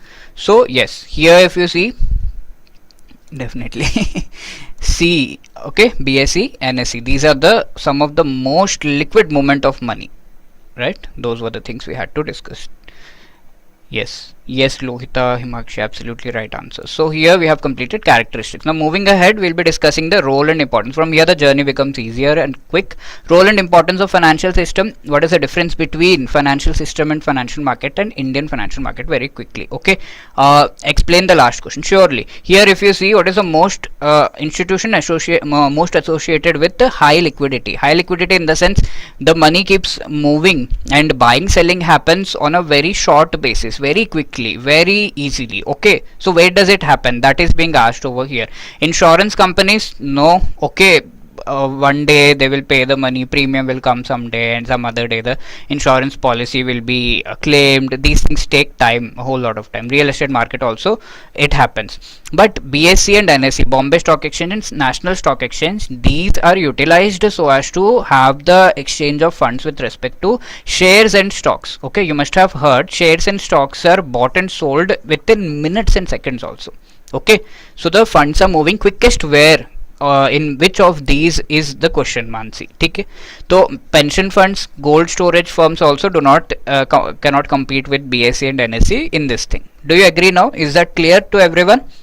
So C is absolutely the right answer. Okay, moving ahead, role and importance of financial system. Now the task is yours. Okay, I have explained characteristics. How do they help in the economy? That the task comes to your field now. What is the role and importance? Let us see. Okay, we will link these with the characteristics of the financial system. Now with intermediation, what can we say is the role that the financial system actually playing, right? Can we say we will link these two, as I said, and can we say this intermediation itself is one important role that the financial system is playing? Apart from that, there is also resource allocation, isn't it? Yes, very good, Krishna. The money is moving, let's say, to people who need loans, they are taking it. Also the money is moving in what? In which other formation direction? Can you tell me what is the word that I write over here? Yes, growth of the nation. What shall I write over here? I gave you a term. So this money is properly getting allocated wherever required. Yes, very good. That is the capital allocation capital formation, sorry, that we are talking about. Very good, Pragati. Diversification. How does this help? What is the main, I would say, from diversification, what is the main role played by the financial system? Can you just tell me? I gave you a term. Okay. Yes. Yeah. Low risk, hedging risk. Fine. Correct. Yes, Yoganshi, right. Risk management. Okay. I gave you the term risk management. That is all of what you are also saying is absolutely correct. Risk management, diversification helps in reducing the risk. Now coming to liquidity, that also reduces the risk. Let us say you have some share, you are holding it and you want to sell it. Nobody is there to buy it. That is a situation where the liquidity in the market is low, isn't it? You want to buy a house, let's say, in the real estate market. Nobody wants to buy it. It is haunted. Okay. We have some Pretatma in that house. Obviously, that will be a risky situation for you. You would be banging your head, what have I done by buying this particular house, isn't it? So that is a case wherein the liquidity is low in the market. So that also creates risk. So by providing high liquidity, the risk is reduced. Risk management is done. Low liquidity, high risk. Absolutely, Sunil. Wonderful. High liquidity, what can we say? Which kind of risk? Then capital formation translates to capital formation itself. Yes, very good. Employment generation, growth of the nation. Wonderful, Balkrishna. This is what the capital formation part does. Here, what did we discuss? We are talking about development of the infrastructure. Of course, it will help in capital formation. Also means generating profits. Might be a profit for at the front of the social, we can say development of the human capital, or you can say profit in monetary terms. Mainly we are talking about profit in monetary terms here as far as finance is concerned. It will also help in the growth of the nation. The GDP will grow, all of those we'll talk about it in your ESI, right? So innovation is the other thing wherein you can say entrepreneurship is something that is promoted. What is entrepreneurship? You have an idea, develop it into a product, make it marketable, okay, sell it in the market, people buy it, you are an entrepreneur, right? More efficient implementation of the financial system. Yes, very good. Innovation also helps in that. Now finally, the payment mechanism is also part of the innovation. We spoke about, while talking about innovation, we spoke about the payment mechanism, UPI. Quickly let us discuss this. Talking about intermediation, resource allocation together. Intermediation, as we said, it is the financial system has certain entities, financial institutions which act as bridge. There are also financial intermediaries who help in reaching out to the markets and doing whatever you need, like you want to buy some shares and all other financial activities. So as we saw, Rita has deposited her money in the bank, and this money is getting, let's say it moves this time to a startup. It is given to a startup as a loan or funding. Okay, what is the role that the financial institution has played over here? We can say it has facilitated this financial transaction, took the money and gave it to the startup company. Okay, facilitated. It has helped in transferring, allocating this money. Second thing, it has done due diligence. What does that mean? It has checked whether actually, also of course it will check whether the depositor is fine, financially sound, but it will do a further deep check when it is giving this loan to whom? To the startup company, isn't it? Do you know anything by which individuals' credit worthiness is checked? Do you know anything about it? Don't worry, we'll discuss about it further ahead. But if you have an idea, you can tell me. Yes, the score, right? The credit score. The range of it is from 300 to 900. I hope you know. A 700-800 is a good score. So this will be checked. For the startups, what do we do? It is a company. For the companies, what is actually checked? If you have an idea, you can tell me. Right? Credit rating is checked. Okay. So credit rating. It is just like who all of you are actually answering the questions well. So I'm checking your score, isn't it? I'm noting it down, and here we'll also have a leaderboard tomorrow. Wait for it. Okay, so that is how these people's financial worthiness, credit worthiness is actually checked. Whether previously that company has taken any loan, whether it has returned that loan. So all of those come under due diligence activities. It performs these things. It assesses the credit worthiness, which again links to the same thing, while it also matches diverse financial needs and allocates the money accordingly. We have seen this bank doing various things. Okay, previously it gave the loan to Rishi. It has allocated the money to construct the infrastructure, capital formation. It has helped there. Also now it is giving money to the startup. Now startup actually has this money allocated to itself. Now startup can do what? Efficient utilization of its resources, right? It can just utilize this money and take it forward, convert its idea into a product, make it produced at a mass scale, and get that product into the market, and also go for marketing that product. Okay, only if Katrina Kaif uses that, she drinks the maza, only then people will drink, isn't it? So advertisement is required, all of these things. That money is actually taken in that manner. Catalyzes the economic activities and growth. Okay, so that helps in making the economic activities and growth quick. For everything, what do we need today?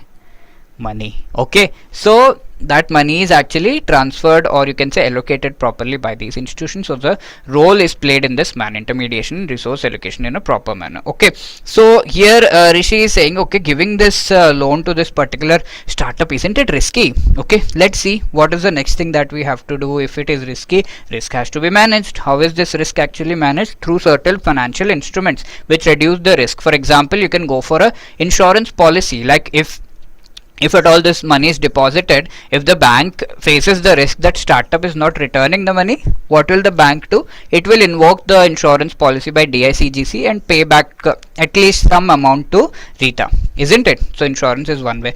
The other way is derivative. I am not going into the depth of it, but I would say it helps in reducing the loss. Okay, we'll discuss deeply through examples and everything in the upcoming classes when we discuss derivatives. But derivatives for individuals and companies, it helps in reducing the loss. It is nothing but risky situations are handled, isn't it? So Rishi can rest assured. So risk management is also done. Apart from that, the other question that comes here, again, as we know, Rita asked that, but how does it help our country? So here we'll be moving and discussing that same thing. So of course it helps in capital formation. You can say the money is going in expansion of industries, infrastructure, productive capacities are improved, and renewable energy. Taking an example, if you are investing in renewable energy, you are supporting two broad areas. What are those two areas? One, I would say three for that sake. One is the economic front, isn't it? We are using the renewable energy. What is renewable energy? Like if you use solar power, if you use wind power. Okay, so these are the substitutions for what? These are the substitutions for the coal, petroleum, right? All of these. Of course, it is becoming difficult also with the blockade of the Strait of Hormuz. I hope you know the news, right? So renewable energy would be the other alternative. One is economic front, rest you will have to tell me. Yes, here I have, I think, one answer. Nikhil is saying environment front. What else? Environment front. You have seen many people were actually traveling back to their homes. These migrant workers from Delhi and various other places, Noida, they were traveling back. They had frustrations and various other things. Okay, so by managing things better, right, using renewable in such a time, if we had proper renewable infrastructure, energy infrastructure in India, we could just switch to renewable energy infrastructure. But since we do not have that, we are unable to do that. We are unable to satisfy the social needs of the people. Can we say that? Migrant workers had to go back, right? So on the social front also it is going to help. And what else on the social front? If we are utilizing these coal, petroleum, must be available for the future generations. Might not be available. That is where comes the concept of sustainable utilization of these things. Sustainable means things which we are using right now must be available for the future generations. You should not deplete everything right now. Okay? Your children, unke bacche, all of them should be able to use them. That is what is sustainable. So renewable energy is one arena wherein every country should invest so as to go for the sustainable development. Clear? Now it definitely helps in the growth of the nation. Taking a very straightforward example, we can say the automobile industry is running on loans only. Who is going and directly buying the cars? Of course, many rich people do that, but most of the middle class and all who is aspiring to buy, many take car loans. Okay, for that sake, if we talk about the real estate sector, how is that running? It is running on the basis of loans only. Everybody is thinking about taking loan and then buying the house. Who would have 50-60 lakhs, or for that sake it is not less than 1 crore nowadays property. So who would have that much of money in their bank at once directly? Of course, we will see one formula moving ahead in the next chapter, how to at least calculate what should you be doing as far as your investment is concerned to reach that goal of 1 crore. But for now, we may not have that money. Take the loan, buy the house. That is how we do. So loan comes from where? From the financial system, and that is how directly we can see a link between financial system and the growth of the nation, isn't it? So that is one example. So this is the part for the benefit for the nation. Now here Neil is asking, what is the incentive to the entrepreneurs? We are moving into the next part wherein we can discuss about the help given to the entrepreneurship. Take the example of the startup getting the loan, isn't it? So what the startup can do with this loan, we have already discussed. Yes, Mudra, very good. Empowering the startups. How that empowerment is done? whatever ideas they have, they can convert them into products, right? And not just converting into products, very good, fund of funds, all of these are there. Not just converting into products, those products should be actually produced at a mass scale and should be accepted by the market. Research has to be done, isn't it? All of those, and then produce at the mass scale, and then take them into the market. That is there. So creativity and technological development, all of these actually are done by the finance, or the money that is coming as part of the financial system. Yes, very good, innovation, wonderful, Ganshi. All of your answers are right. Moving ahead, we also know that this payment mechanism is something which is the brainchild of our financial system. So here is a question you can also answer. What are the, here Professor Finay is asking, what modern payment mechanisms like UPI have many benefits? Can you list some? Can you also list some of the benefits? Okay, so this payment mechanism is coming from the what? Financial system only. So there the role is played. Very good. Kashish is saying faster transactions. Pragati is saying quick access. Yes, very good. Right, you can also tell me, no, let's see what Neil says. It helps in promoting cashless economy. We need not carry cash. Very good. Paperless transactions. Very good, Balkrishna. Contactless transaction, Brinda. Right, it enhances the convenience, isn't it? Talking about clarity, now Rishi says it reduces the transaction cost, less red tapeism. Okay, I'm not going so far. Let's see the basic benefits first. Okay, right. So Rishi is saying yes, reduces the transaction cost, and yeah, transparency. Here Amit is saying less cost. Very good. Sunil. Nikhil is saying digitalization of the economy. Absolutely right. Also accelerates economic activity as a whole. Right, it saves time, Kashish. Right. So based upon their own specific individual perspectives, they have given the idea that in this way the payment mechanism is helping. Okay, let us go for the next wonderful round of rapid fire. Are you ready with me over here? Here is your first question. Quickly answer this. Yes, Pradeep Yoganshi, right.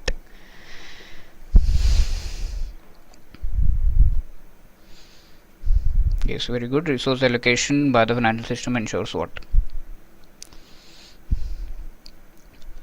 I think almost every one of you have answered it right.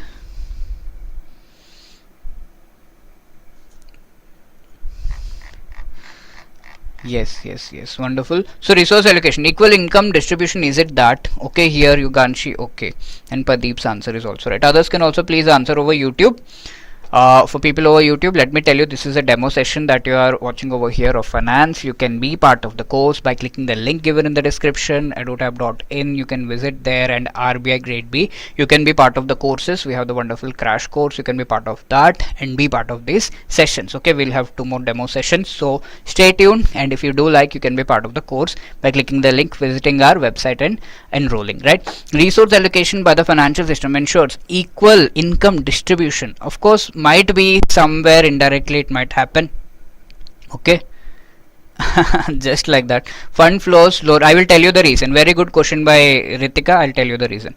Risk projects only. Okay, low risk projects we move the funds, not so efficient use of the funds in high potential ventures. Okay, so this is the main thing. High potential ventures where the profits can be high, where the utilization can be high, there we want to take that money. Reduction in taxation, elimination of unemployment. Okay, not, of course these might be the consequences or the byproducts of what we are doing, but that is not the direct thing that is happening. Okay, yes, so here we have efficient use of funds in the high potential ventures. So Ritika is asking, why did you name it Lord Narasimha round? Because we had this movie Nahata Narasimha. Have you seen? So how Lord Narasimha actually devours the demon. So we will be devouring the demon of I would say devouring the concept here and understanding it inside out very clearly, and this rounds will be the proof of it. That is the reason I have named them, but apart from that it is related to the movie. Okay. So moving ahead, second question for you. Is that okay, Ritika? Madhav, Abhi, Amit. Part of the course due to some voice issues. Okay, so please connect. Only we'll have few more sessions here, Yoganshi, so please connect over Zoom only. Okay, I would say you can try connecting over Zoom. Capital formation differs from mere savings because it converts savings. I'm not going into the rest of the things. I hope it is very clear. Other options are very much far away from our definition. So it converts savings into productive investments, isn't it? So B is the right answer over here. I think everybody has answered it absolutely right. And here Balkrishna is taking the point this time. Kashish second ho gaye. Okay, yeah, here again Yuganshi over YouTube taking the point. Now moving ahead, we have completed the third part. Moving into the last few part, difference between financial system and markets and Indian financial markets. Okay, so I hope you by now you are clear with what this financial system is and what is the difference of this financial system with the financial market. Who will tell me the answer for this? Can you just tell me in the chat box? Let me give you a few seconds. I would wait over here and would like you all to tell me what is the difference between the financial system and financial market. Can we compare it to something and try to understand it better? Okay, Pragati is saying market is a part of system. Okay, system is network and market is a subset of it. Very good. Krishna says market is a subset of the system. Okay, over YouTube, whoever is watching, you can also please tell the answer.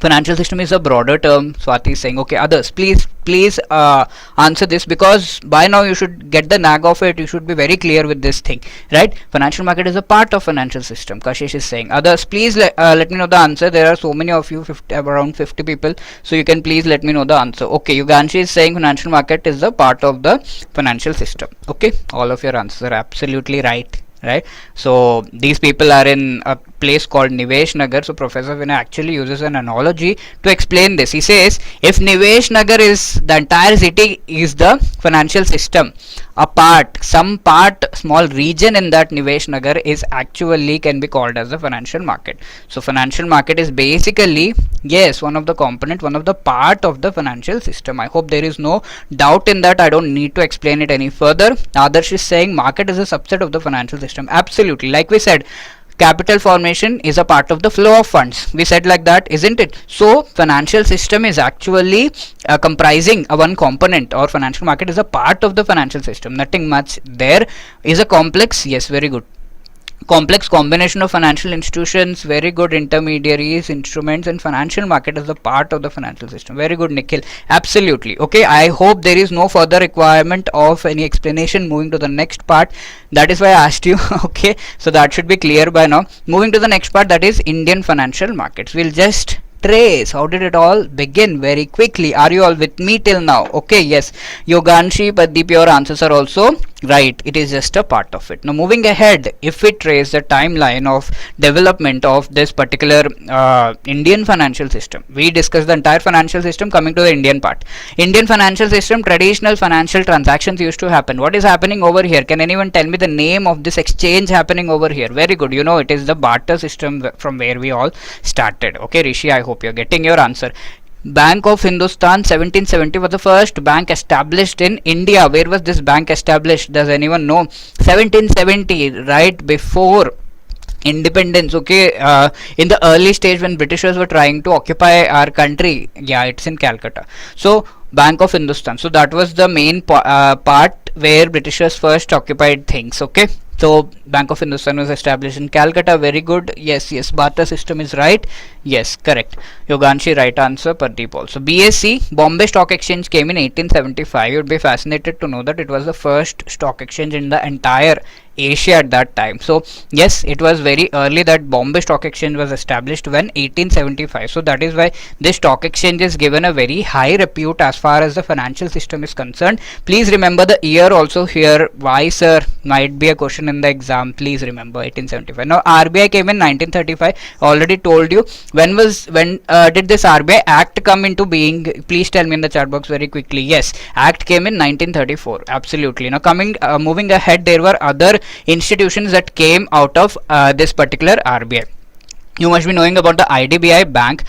So let me tell you, IDBI is the Industrial Development Bank of India. This bank was actually established not as a bank. It was a development financial institution. Okay, of course we won't go deep into this topic, but what are these development financial institutions? They help in developing mainly the infrastructure. Okay, so what can we say? They help mainly in capital what formation? Can we say that? But what happens with development financial institutions is they don't get funds. So most of the development, okay, voice is lagging. Is it fine now? Can you please tell me? Everybody, is the voice fine? I just said IDBI is actually, okay, thank you. IDBI is actually, it was established as a development financial institution. For now, just very, always in finance, try to understand the term. You should have one other word or phrase to describe the term. Only then you have understood the term. Please keep this in mind. So development financial institution, what is a phrase that you can describe it with? They help in, they give finance, infrastructure finance mainly. If you are able to write like this term equal to this, you have understood finance. Okay, keep that in mind. So IDBI was established like this, but it could not survive in that arena, because what is the problem with infrastructure finance? Do you have an idea? The loans that are being given, they are long term. Okay, you have to give the loan for long term. Infrastructure develops in 10 years, 15 years, 20 years, long term loans.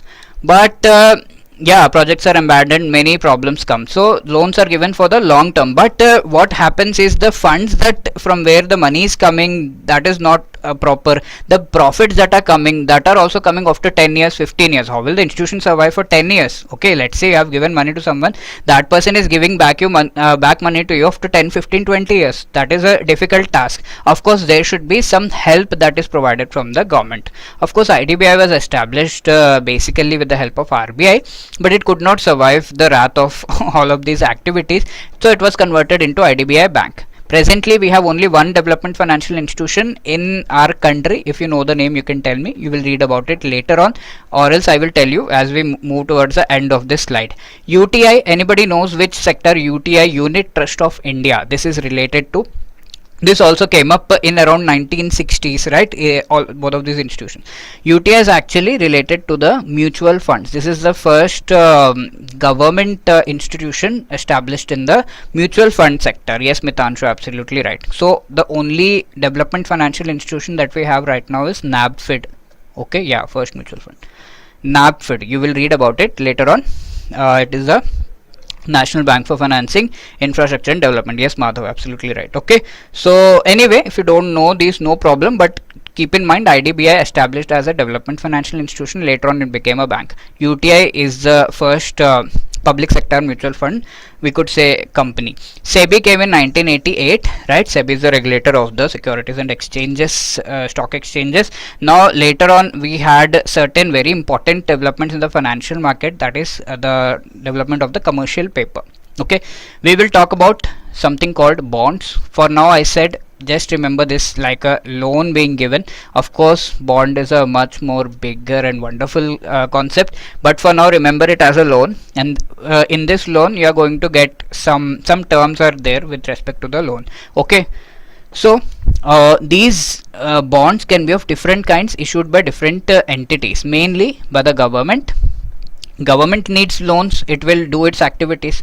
And who else needs loans? Companies, isn't it?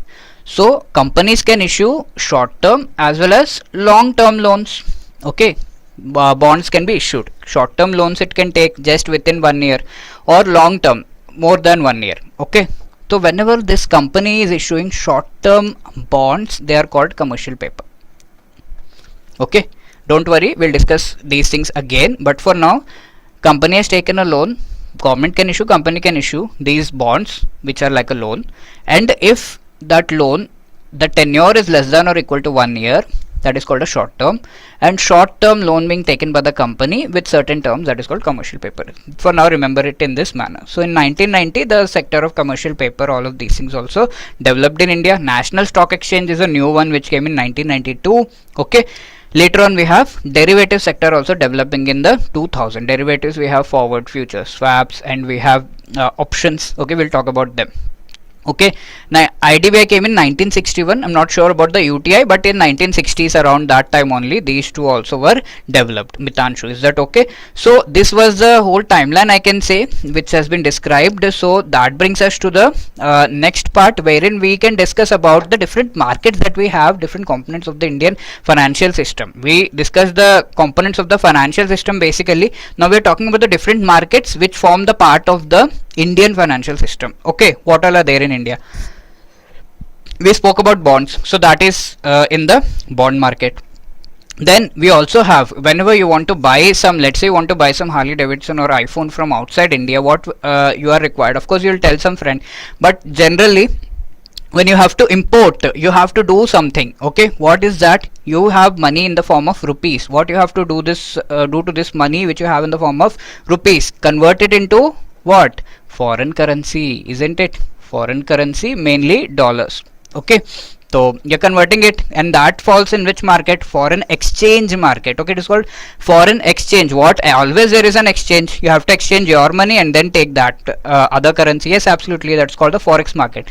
Talking about the stock market, it's also called the equity market, wherein we are talking about shares, stocks. I introduced the entire topic from there. Now moving ahead with the debt market. Okay, debt market is where we will be talking about compulsory benefits that you are getting. It's like loan, bonds, and also certain money market, wherein short term funds are being given. In stock market, equity market, what happens? You may or may not get the benefit, as I said, isn't it? When you buy the shares, you may or may not get the benefit of buying the share, but in debt market you surely get the benefit. This is the main basic crux difference. Okay, dividends are given in stock market also only if the company is in profit, not otherwise. Primary and secondary markets, we'll talk in detail about this. Okay, these actually all of these form part of the primary and secondary market topic, so we'll actually discuss about them. Okay, just giving you initial idea. Let us say bonds. I spoke about issuing bonds, isn't it? RBI is the entity that issues bonds on the behalf of government of India. Here we have SBI immediately buying the bond from RBI. In the sense, it has given some loan to RBI and RBI will pass it on to government of India. Now SBI, the transaction between SBI and RBI, what has happened? This is part of the primary market. Okay, primary market, just basic idea. Now SBI will sell it to someone else. Let's say it sells the bonds to Madhav here. Okay, that's a Kashish over here. I can see your names in the chat. So yeah, the bonds are sold. Now this forms the part of the secondary market. Okay, this is a secondary one, wherein the investors come into picture. Clear? SBI is the primary dealer. Very good. That is the exact term. But this is the primary market, then the next part is the secondary market. So mainly we'll talk about them, and all of these fall under this primary and secondary markets, we can say. Moving ahead, Indian banking sector also will talk about all India financial institutions. Right? Indian banking sector, I hope I don't need to give you any description of that. All India financial institutions are those institutions which work all India. Okay, and they work in specific sectors. Okay, specific sectors, they're very specific, 5 of them. Okay, can you name any of them? Do you remember any of the all India financial institutions? Yes, NABARD is one of them. Is RBI also all India financial institution working in the banking sector? No. Okay. You know it. So Exim Bank is there, then SIDBI,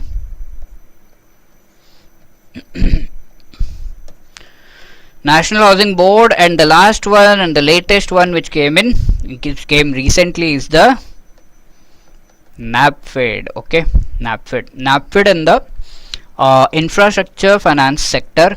NHB is in which sector? Can anyone tell me? National Housing Board. So obviously it will be in the housing sector. SIDBI is in SI, small industries sector, MSMEs mainly. That would be a better term. Exim Bank is in trade, or you can say export import financing.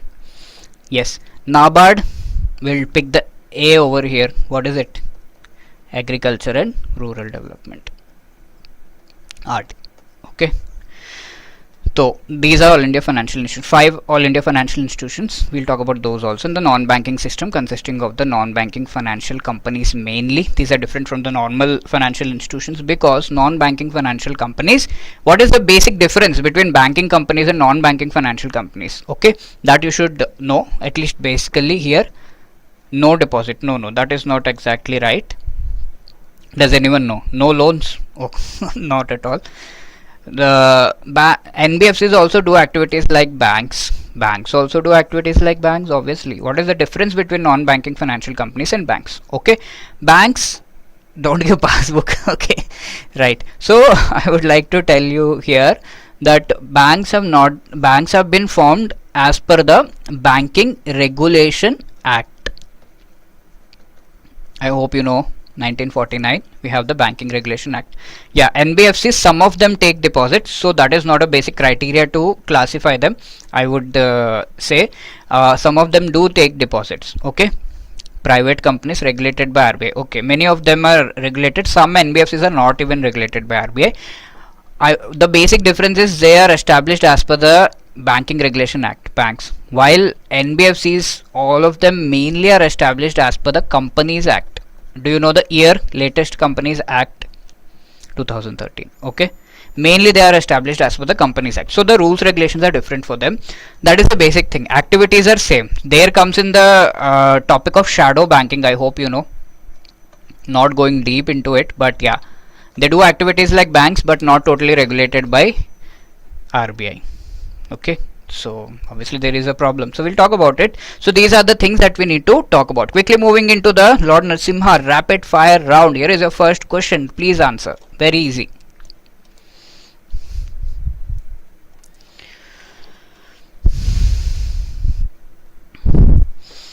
I think this time Pragati is taking the point. Kashish पीछे रह गए. Balkrishna, where are you? Okay, yes, so yes, Pragati is right and all of you are right, absolutely. Fourth. ठीक है, तो here the correct answer is lottery market, not a formal part. Pragati gets 1 point here, and over YouTube we have Pradeep getting 1 point. Others also over YouTube, I would request you can please answer this one, please, very quickly. Okay, Balkrishna, no problem.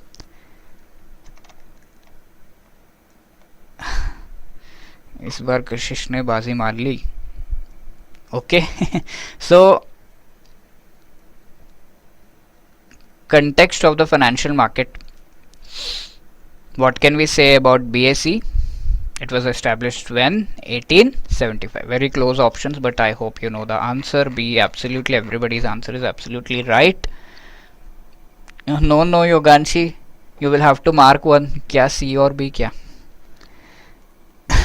Okay, so these were the questions. Now we move to the second chapter. Is that clear? So things in first chapter you have got yourselves introduced. Of course, we'll do a few topics only in second chapter, and we'll do the rest in the next part, which we'll discuss tomorrow. Is that okay? So things are clear in the first chapter, I hope. If you have any doubt, you can please ask me now. Are you feeling confident? Yes, I know a few things about the Indian financial market. What is your part with respect to the first chapter is go ahead and go through the, I would say, concept notes, because that is what you will have to refer as far as the exam is concerned. Apart from that, give some MCQs, give the quiz and see whether you are able to answer them. Right, of course, not many questions have been asked from this part, but at least this is very important as far as to form a very base of understanding as far as other chapters are concerned. So MCQs, and also if you are done with these things, go for the summary sheets, and before the exams you just have to go to the summary sheets. That would be enough. But if there are any topics which are not there in the summary sheet, read it from the concept note. This is how you can do. As per the syllabus, time value of money has less importance both in subjective as well as objective. No, I would say even 1 or 2 questions that are coming in the exam we cannot leave, right? So we will definitely discuss. Yes, time value of money has less weightage, but of course this will help you in understanding the rest of the topics. It makes that easy, make the life with rest of the topics easier. That is very good thing that you have asked about the relevance. So time value of money has certain concepts which will be used in bonds, which will be used in equity later on. So once you have understood these things over here very clearly through examples, through proper calculations, will do everything like we have done for the first chapter. If you are able to understand them here, the life, our journey would be very easy as far as the rest of the chapters are concerned. Okay, so are you all with me? Let us start. Time value of money. Okay, a few concepts we'll discuss here and rest we'll do tomorrow.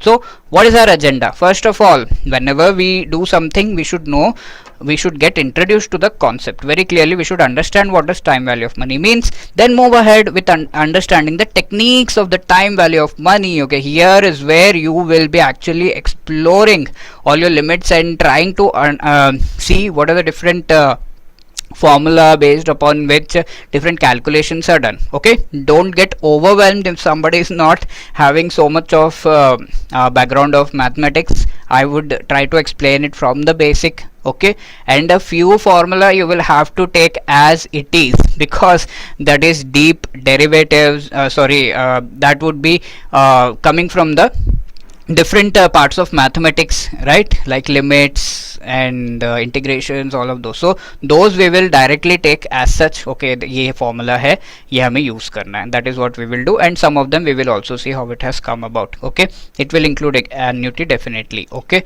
so we'll also get ourselves introduced to the topic of wonderful topic of annuity. I would say move ahead with simplifying our task with certain tables which are called present value, future value, factor tables, and then also further discussing about other related concepts over here.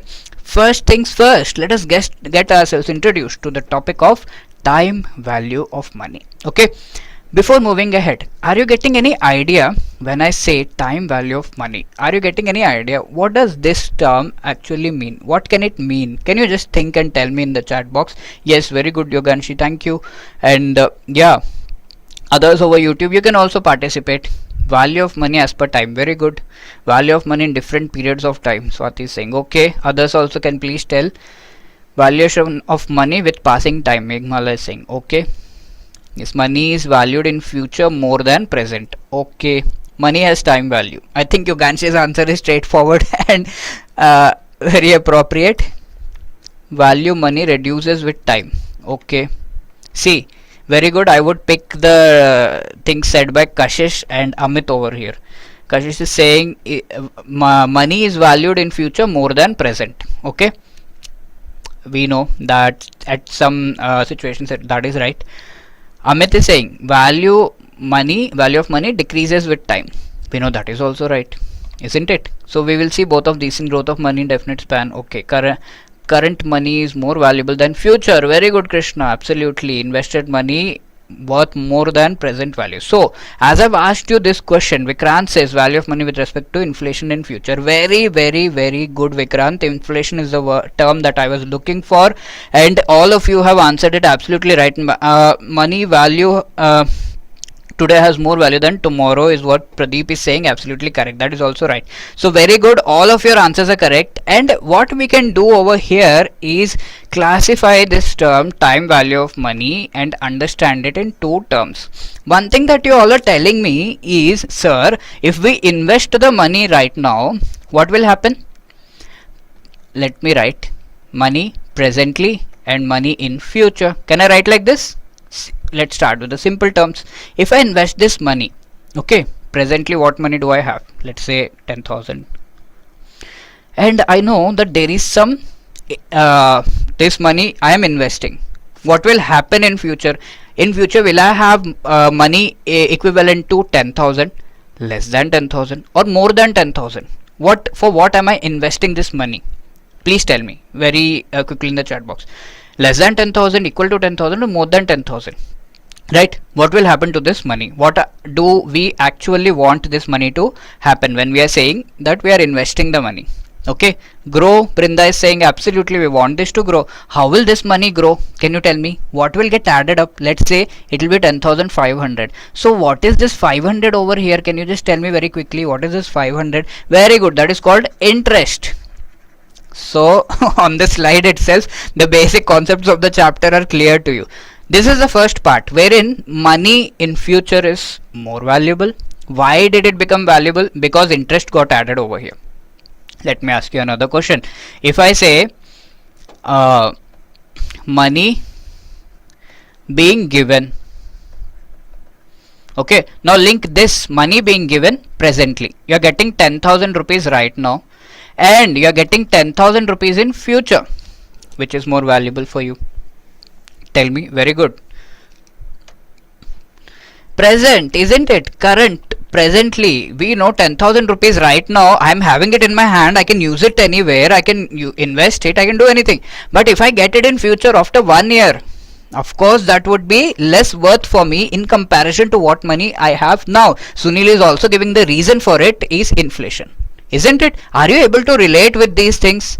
This is how you have even before moving into the slide, we have explained the concept of time value of money. There are two things. Let us quickly move into this. The first one, let us understand this thing with an example. Here we'll take a very broad example. Here Neil actually wants his father's money to be invested somewhere, and they want to reach the goal of 1 crore. Let us see, are they able to reach the goal of 1 crore? This will be a suspense for you, because the rest of the chapter will be discussed tomorrow. So 1 crore is the goal that they want to reach. Many people are talking about moving and increasing their wealth to 1 crore. Do you know moving above 1 crore is easier? Only the journey till 1 crore is the difficult part. Okay, how many of you know this? So this is what Neil also knows. So I asked Professor Finn, is there any way to go for that? Yes, very good, Krishna. Inflation erodes purchasing power. That is why the value of money decreases. Very good. So Professor Finn is trying to answer this, but we know always we have this person coming in between. Selvin says, take the opportunity, says invest in real estate, buy, you will get very good profits. Of course, we have our Rishi to handle him. Ruko zara, sabar karo, right? So yes, he moves away, and then we have money. Here Professor Vinay telling that money has time value. We have already seen. Let's see what does it mean. Quickly moving ahead, we can say if 10,000 rupees are given to this Neil's father. Yes, Kashish. So Neil's father. So here Professor Vinay is asking, what would Neil's father do? Okay, like we all also, if 10,000 rupees is given to you, what would you do? Okay, you can also think, answer in the chat box. So let's see what Neil answers. He says spend it immediately or invest it, isn't it? These are the two things that we might do if we have this 10,000 rupees. So spending it immediately would give what? Immediate satisfaction. Right, you would get immediate satisfaction. Spend it right away, and you can buy a car, a home, you can travel, isn't it? You can do all of those by spending it immediately. But other thing that can be done with the 10,000 rupees is investing it. Okay, on investing it, let's say 10,000 rupees are invested at 5% per annum. So this 10,000 rupees grows at 5% per annum to 10,500. Okay, how to calculate that? So 10,000 over this into 5 by 100. This is how we can do the calculation and say the 10,000 rupees, 500 rupees gets added up in that. I hope you know how to calculate this. This is the interest part. So on what money the interest part is getting accumulated? On something called the present value. Presently we have 10,000 with us, isn't it? To that this amount is getting added, and that adds up to how much? 10,500. So can I call it, this money is something that I have in future? Can I call it future value? Okay, of course we'll formally introduce these terms to you, but for now I'm just calling it like this. Okay, present value is 10,000, 500 added to it, interest, we get the future value 10,500. Is that clear? So this is how money can be utilized, isn't it? So this is the first thing that we have understood over here, that of course you can spend it immediately and get immediate satisfaction, but you can invest it, and with that what happens? With the time the money keeps increasing, isn't it? So that is how we can say money has time value. Okay, with time the value of money keeps increasing if interest keeps getting added to it. Remember, money has time value, which means that same amount of money today can have a different and often greater value in the future due to interest or investment opportunities. Okay, only if in the 10,000 interest is getting added up, you will get something more in the future. Is that clear? If interest is not getting added up, what will happen? Let's see. So here he is saying, Neil is saying that okay, of course we can invest, but we may not always get the profit. Let us say you have given 10,000, put all the money in the shares, and you saw your money at the end what you have is 9,500. So what has happened over here? Did we invest it in the right way? Loss, isn't it? So you may or may not get the profit. This is the other part. Okay, at least if I am not investing, having that money in my hand right now, I am really safe and I can utilize it immediately, or I can go for some other safer investment, isn't it? There comes the second part. Is the first part understood? That money that you have today, if interest gets added up to it, you will have greater amount of money in the future, right? That is, with time the value of money increases, isn't it? That is time value of money, first part. Second part, of course, we are not sure about it. Better keep, instead of putting it into very risky shares, what can we do? Keep that money with yourself, right? Exactly, right? So let's see the second part of it. What is it? Let's say 10,000 is given to you today, and in future what would you go for? Then Neil says obviously getting that money presently instead of getting that money in future. Who has seen the future is what he says. So if you have the money right now, you can use it right away, go to party, travel, buy things, okay? You can do everything, or even invest it, okay? Receiving money after 1 year, actually you are missing out on the opportunity of growing that money, okay? Of course, you could get things right now, but you could even grow it, invest it somewhere, and then grow that money. And in future, you would get more money, right? If you are getting some money in the future, right? 10,000 right now, you can use it immediately in two ways. Of course, use it immediately or invest. Let's say someone is giving you 10,000 rupees after 1 year. So that will be less worth for me. Is that clear? So here also, because of time depleting the value of money, this is another kind of time value of money, clear, wherein the value of money actually decreases. Same amount, 10,000 today, 10,000 in future, it's different, right? It is less worth in the future than today. What can we say the second part? How can we define the second part of this time value of money? How can we describe it? Money available today is generally considered more valuable because it provides what? Flexibility. You can go for immediate access. The money is there in your hands. You can immediately spend it somewhere. Potential for growth or use. Okay, you can use it immediately. You can grow that money. All of these things are there with the money that you have available right away in your hand right now. But if you have that money in future, that will be of less worth to you.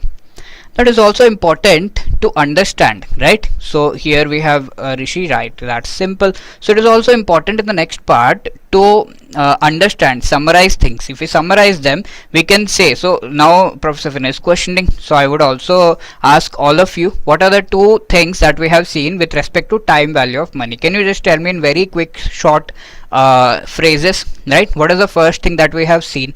What happens? What can we say is time value of money? Okay, if when I'm saying time value, what can we say about that? Yes, very good, Yoganshi, absolutely right. Over YouTube you can also answer. Can you please answer? Yes, first part is there are investment opportunities. So money that we have in future, that will be what? Of a higher time value, isn't it? Money with interest is more valuable in future. You can say that. Okay, others also can please try to answer. I know you might be slightly right, less energetic by now, but anyway, please try to answer. Interest increases money without interest depleting the money. Okay, so if interest is there, then the money keeps increasing. So here Rishi is also there to explain. Let us see what he explained. Value of same money in decreases in the future. There is also risk. Okay, money has time value. It means that money has potential for growth if it is invested and interest gets added up. That is the first part. Clear?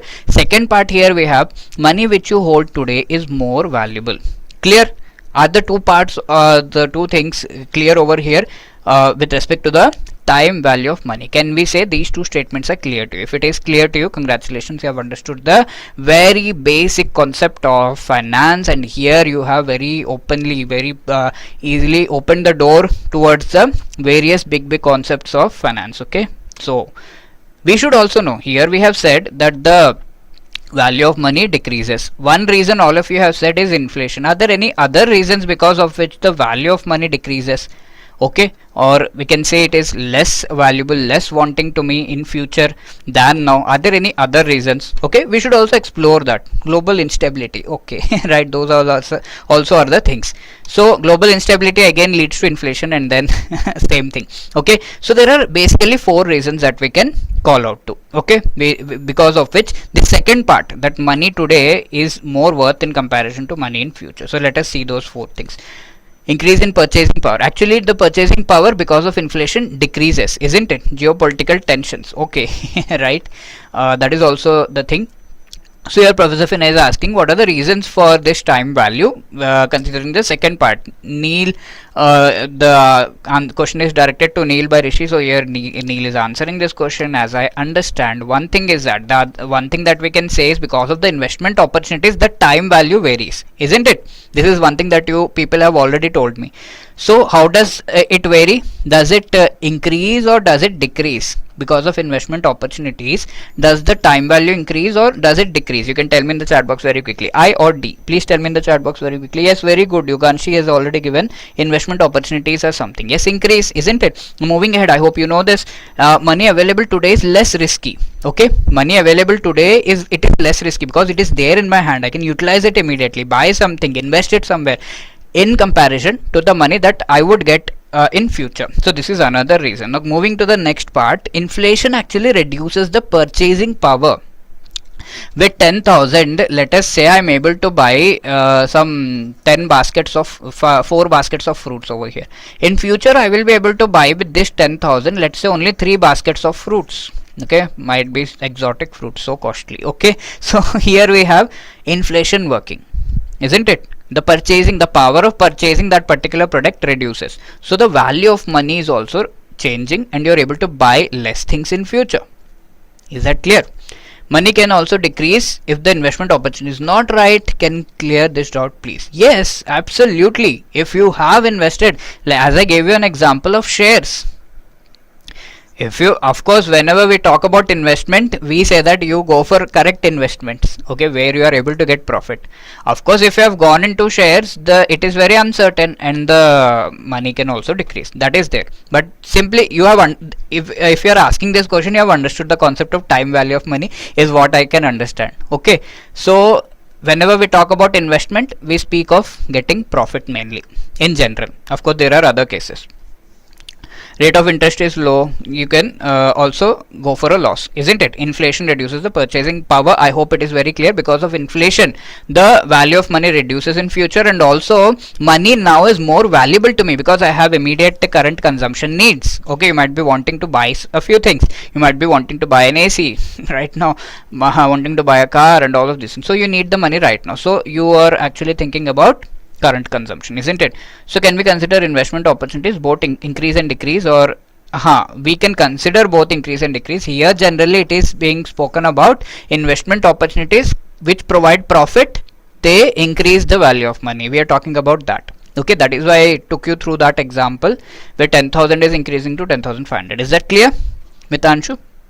So mainly we are generalizing by saying that investment means I'll get profit. Mostly we invest for that one. Why would anyone invest if they knew they are going to get loss, right? So investment, we are talking about getting profit. Of course there are other things wherein you can bear a loss also, that is also there, but we are talking about profit here.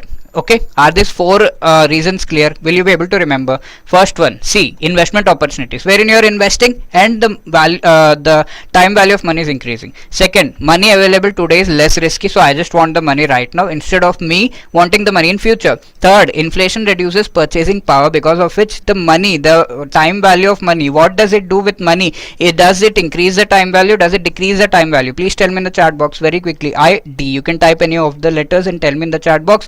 And yes, very good. Decrease D. The other thing is there is need for current consumption. You want to consume it right now, so you need the money right now so that you can use it for the consumption. Okay, so money right now is more dear to me than having money in future. Is it clear? Right, so these are the reasons. So that completes our first topic. Are we into the rapid fire round very quickly? Are you ready to answer the questions now? Please try to answer this first question.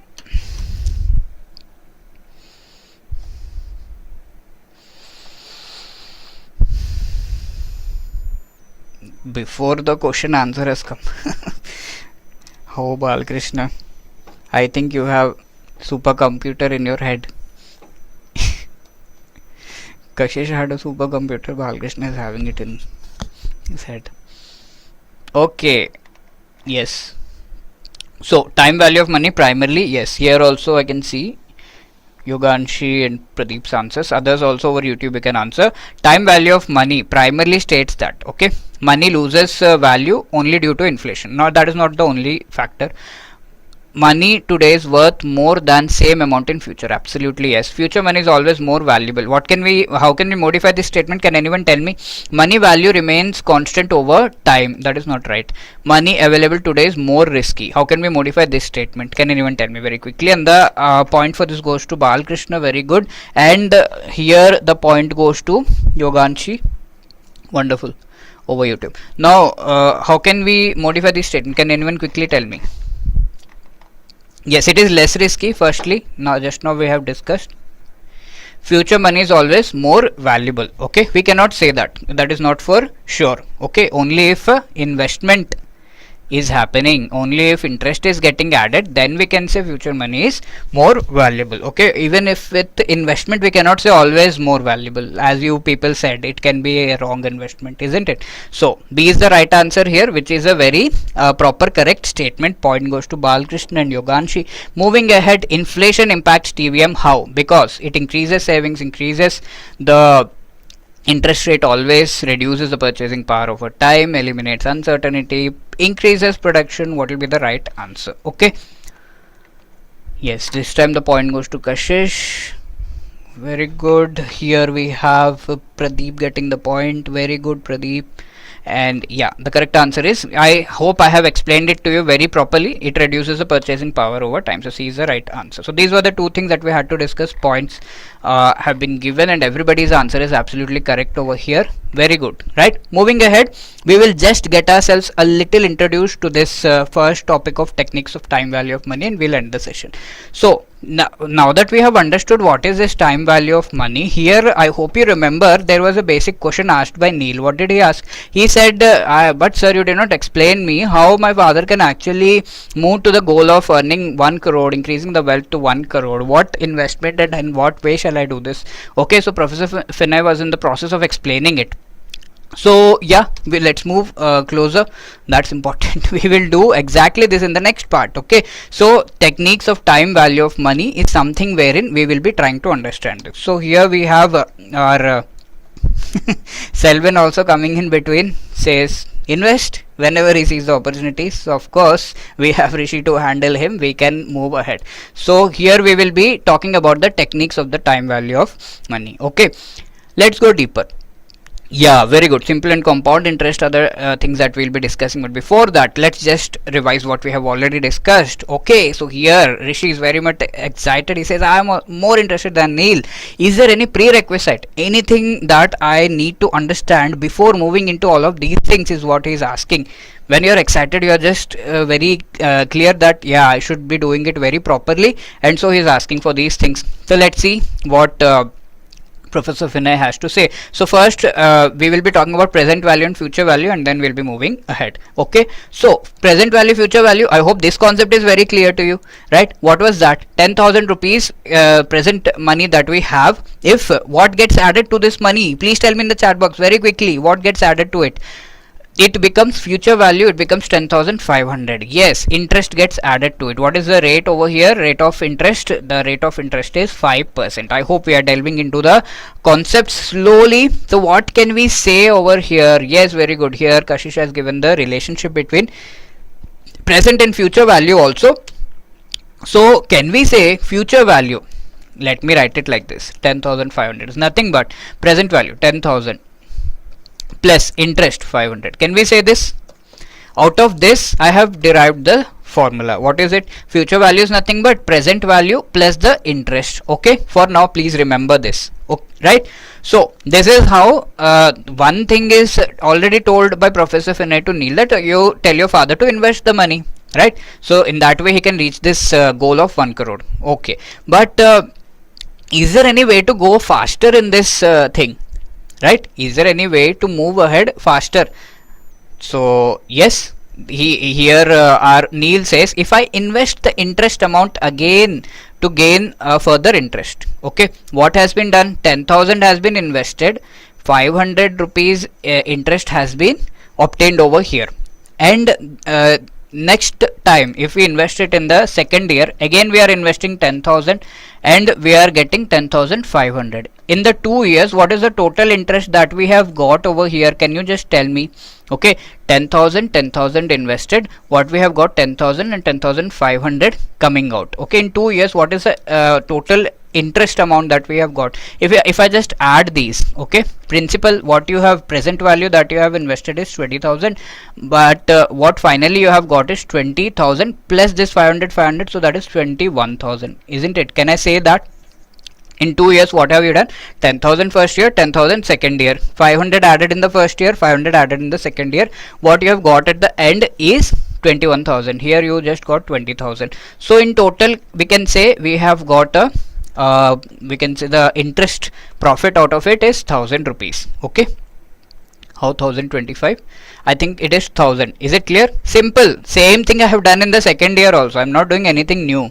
Same thing I have done in the second year. I didn't go to the other concept. I'm just saying same thing that I have done in the second year. Okay, yeah, not interest over interest. I'm not talking about it right now. I'm just saying 10,000 invested straight 5%, I get 10,500. 10,000 invested straight again 5% second year, I get 10,500. Total 20,000 and our profit there is 21,000. Then if we see 1,000 is the total interest. Okay, so this way of doing things, accumulating wealth and money, is called simple interest. Okay, what is it called? Simple interest. So there is another way. What can be done apart from this? 10,000, we get 10,500. Now what I will do, take this 10,500 and invest it at 5%. Can you tell me what will be the amount that we are going to get? Okay, I think now others, many of you have told. That would be correct. So what will I do? Now I am investing 10,500 plus 10,500 into 5 by 100, isn't it? This is what I'll be doing. What does that bring me to? Okay, I think this is 10,500 plus this term is 525. That adds up to 11025. Can I say this? Did you calculate this? Okay, you can use a calculator also. 11,025. So isn't this a faster way to go ahead, right? So this is called the compound interest method. What is it called?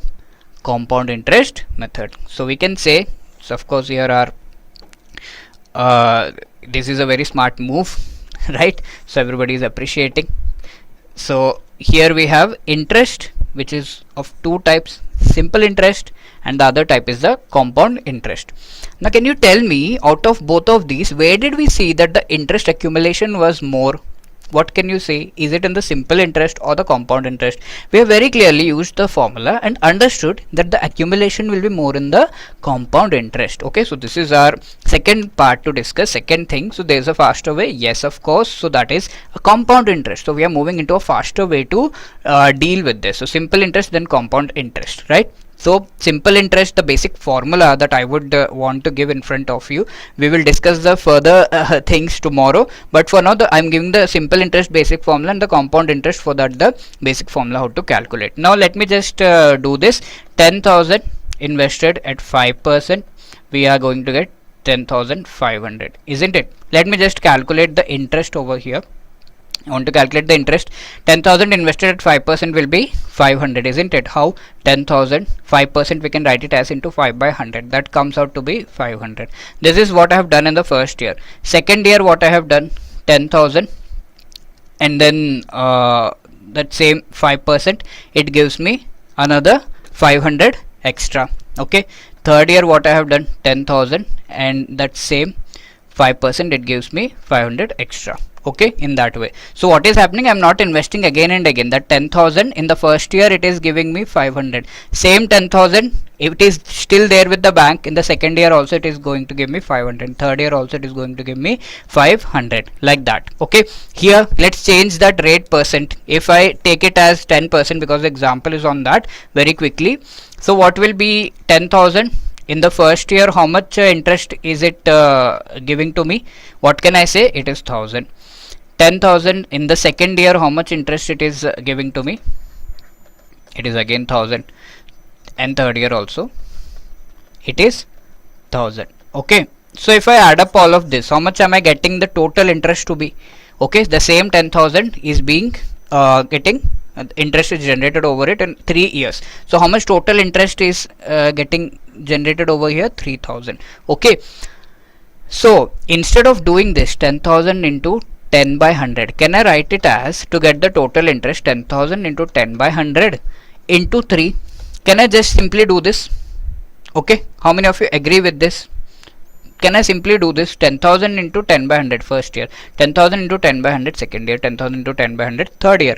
So 1,000 is coming. So all the 3 years, what am I doing? I'm just simply multiplying it to 3. So 10,000 is the initial amount that I invested over here. What is this initial amount that I invested called? Principal. Okay, 10 is what? This is called the rate or interest rate. Okay, 10 by 100, 10%.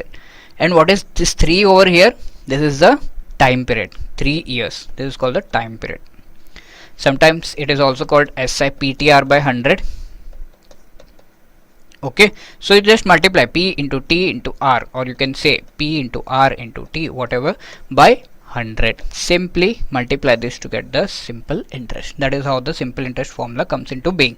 Okay, I won't derive the formula for compound interest, but I'll simply give you the formula because that's a little complicated. So this 10,000 actually adds up and we get 13,000 by the end, because in this 10,000 itself, first year it is generating 1,000, second year same 10,000 is still there with the bank, so it is generating another 1,000, third year the same 10,000 is still there in the bank, so it is generating another 1,000. In total it is generating 13,000. Now I'll just give you the, this is the simple interest, just give you the formula for the compound interest, and rest of the things we'll discuss tomorrow.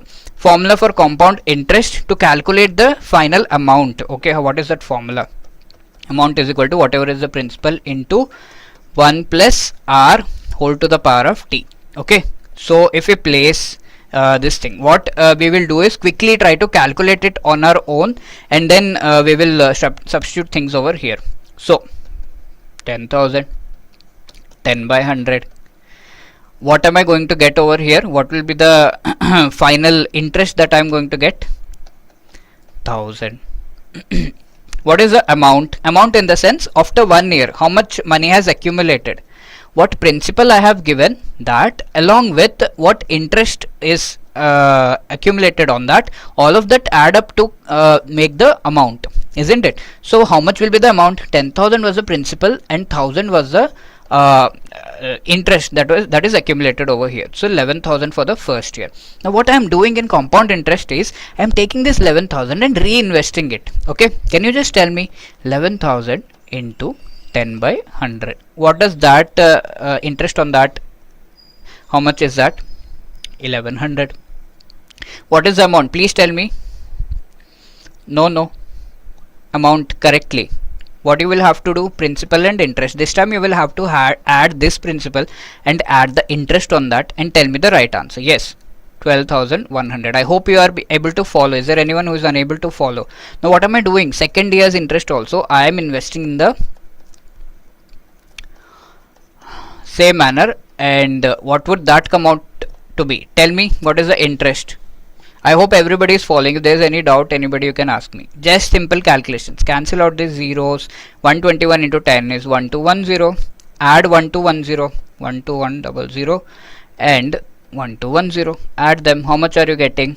Right? 0, 1 plus this one is 1, 3, 3, 1. Okay. Right, we have understood it in the simple manner, but the formula for it is this, right? Principal into 1 plus r whole to the power of t. If you go for calculating it in this manner also, you'll be getting the same answer. Just try to substitute all of these values.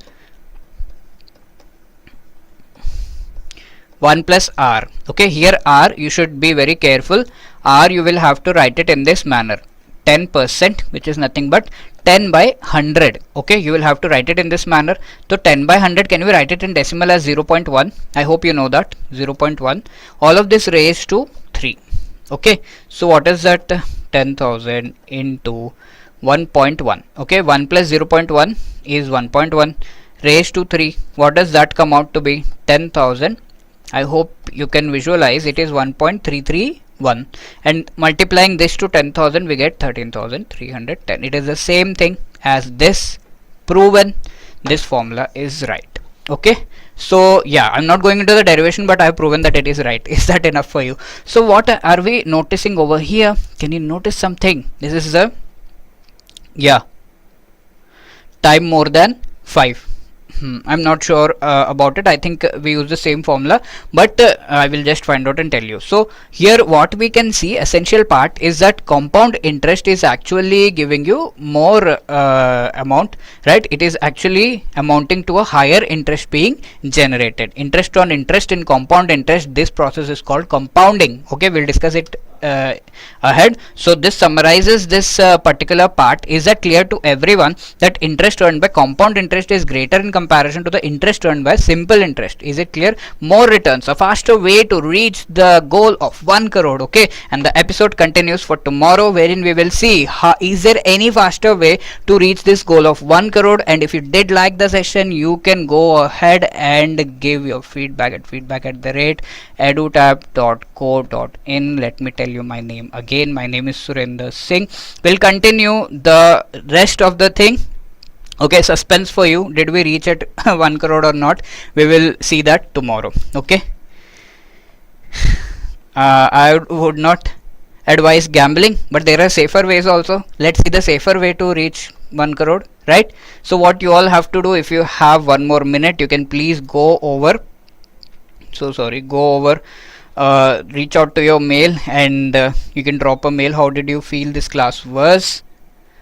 Okay, you can please let me know. And people who are over YouTube, let me tell you, this was a demo session for all of you. And if you really want to prepare properly for the RBI Grade B exam, you can please click the link given in the description. Let me also once show you, right? You can just go for the link in the description and you will reach at this page, edutap.in. Go to RBI courses, and from there you can definitely be part of our courses. Here you can see we have wonderful courses. The gold course, a comprehensive one for all the 3 stages, phase 1, 2, interview, everything is there over here. And silver course, we have this phase 2 plus interview. Like you are a person who has good nag of phase 1, so you can go for the other part wherein you can prepare through the silver course for phase 2 and interview. Here we have many things. You can see live classes, concept classes, notes, summary sheets, mock test, current affair magazine, solve previous year question, chapter wise mock test, sectional mock test, current affairs mock test, full length mock test, everything. And wonderfully we have come up with the live crash course, wherein the live classes, this class is part of all of these courses, right? Solve previous year questions, chapter wise and full length tests, everything for practice are there. You are a person who would be like, I have already given the exam, I know the things, so you can go for a test series just for phase 1 and 2 or phase 2 individually. Okay, yeah, for now I would say for the static part you might not be requiring anything. Okay, so you can just rely on the sessions and go through the concept notes, give the MCQs. You can even send the score at feedback@edutap.co.in. How many of you are going to give the MCQs, right? Yeah, we will discuss the descriptive part as in when we go through the specific topics wherein descriptive questions might be asked. Apart from that, you have separate classes for descriptive, right, for all the subjects. Jaskaran sir will be taking wonderfully all of those classes, or any of our faculty, and then they will properly explain you about those. Wherever in finance questions are asked, we will go through the descriptive part also. Don't worry, I know that is a big thing, and I would request everyone, yeah, I'll definitely send share the PPT with you. And people who are over YouTube, if you have any other question, you can please ask over here in the YouTube, or else allow me to end the session. Thank you so much. LXVZM, I don't know, I am unable to read out the name, but yeah, amazing. Thank you so much. Thanks a lot. I hope things are clear to all of you. And I would again appeal to all of the people over YouTube who is watching now, will watch later on, that please be part of our courses if you want to really well prepare for the exam. You have seen how properly we have tried to cover up all the concepts, and this is how we'll be moving ahead. We'll be having demo classes tomorrow and after tomorrow also. You can just have a look how things are taught and be part of the courses. Click the link given in the description of this. Deepti, I think your name is Deepti Sharma. Okay, so yes, you can be part of this courses by clicking the link, and then further you can be part of all of such sessions. right? So let me just share this PPT with all of you. Hanji Hanji. So I'm just giving you the PPT. Just a second.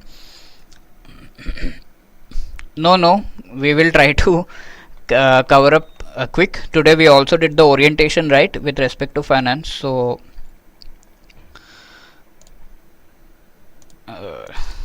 yes, let me share the PDF with you quickly. And if all of you have 1 more minute, you can share the feedback of this session.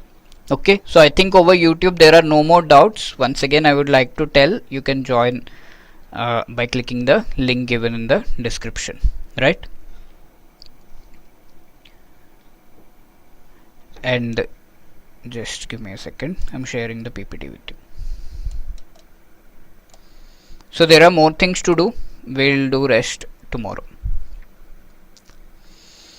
right? And I would like to appeal people who are on YouTube as well as here, if you did like the session, you can definitely drop in your feedback @edutap.co.in. You can do it right now if you have 1 more minute. Okay, nice meeting all of you. Abhi, Adarsh, Aditi, Anand, Anirudh. If you have any doubt also you can ask. Balkrishna, Brinda, Gaurav Gupta, Himakshi, Kashish, Krishna, Meera, Mishra, Priya, Nidhi, Pragati, Ritika, Ronit, Sai, Aditya, Siddharth, Sontak, okay, Sunil, Tripathi, Unyan and Vikrant.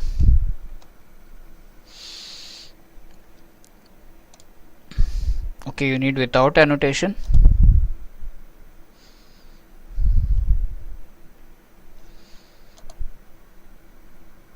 Yeah, email, let me just share.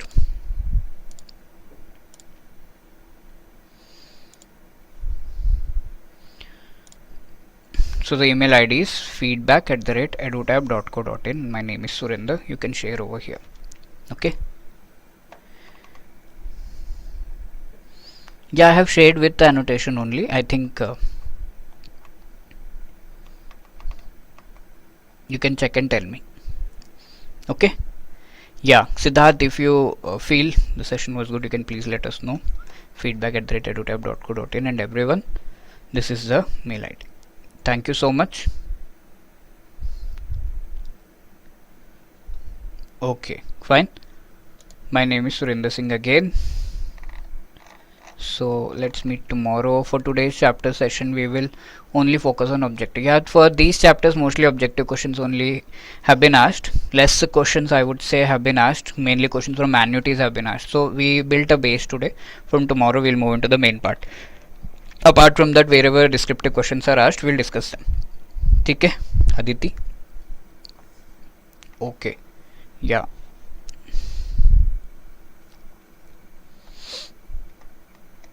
Okay, I think it is with annotation, and I hope to see you tomorrow. We'll try to keep it short tomorrow. Thank you so much. Yeah, you will get the PDF on a Telegram channel. You can collect it from there, Pradeep. Okay, you can go over Telegram and from there you can collect the PDF,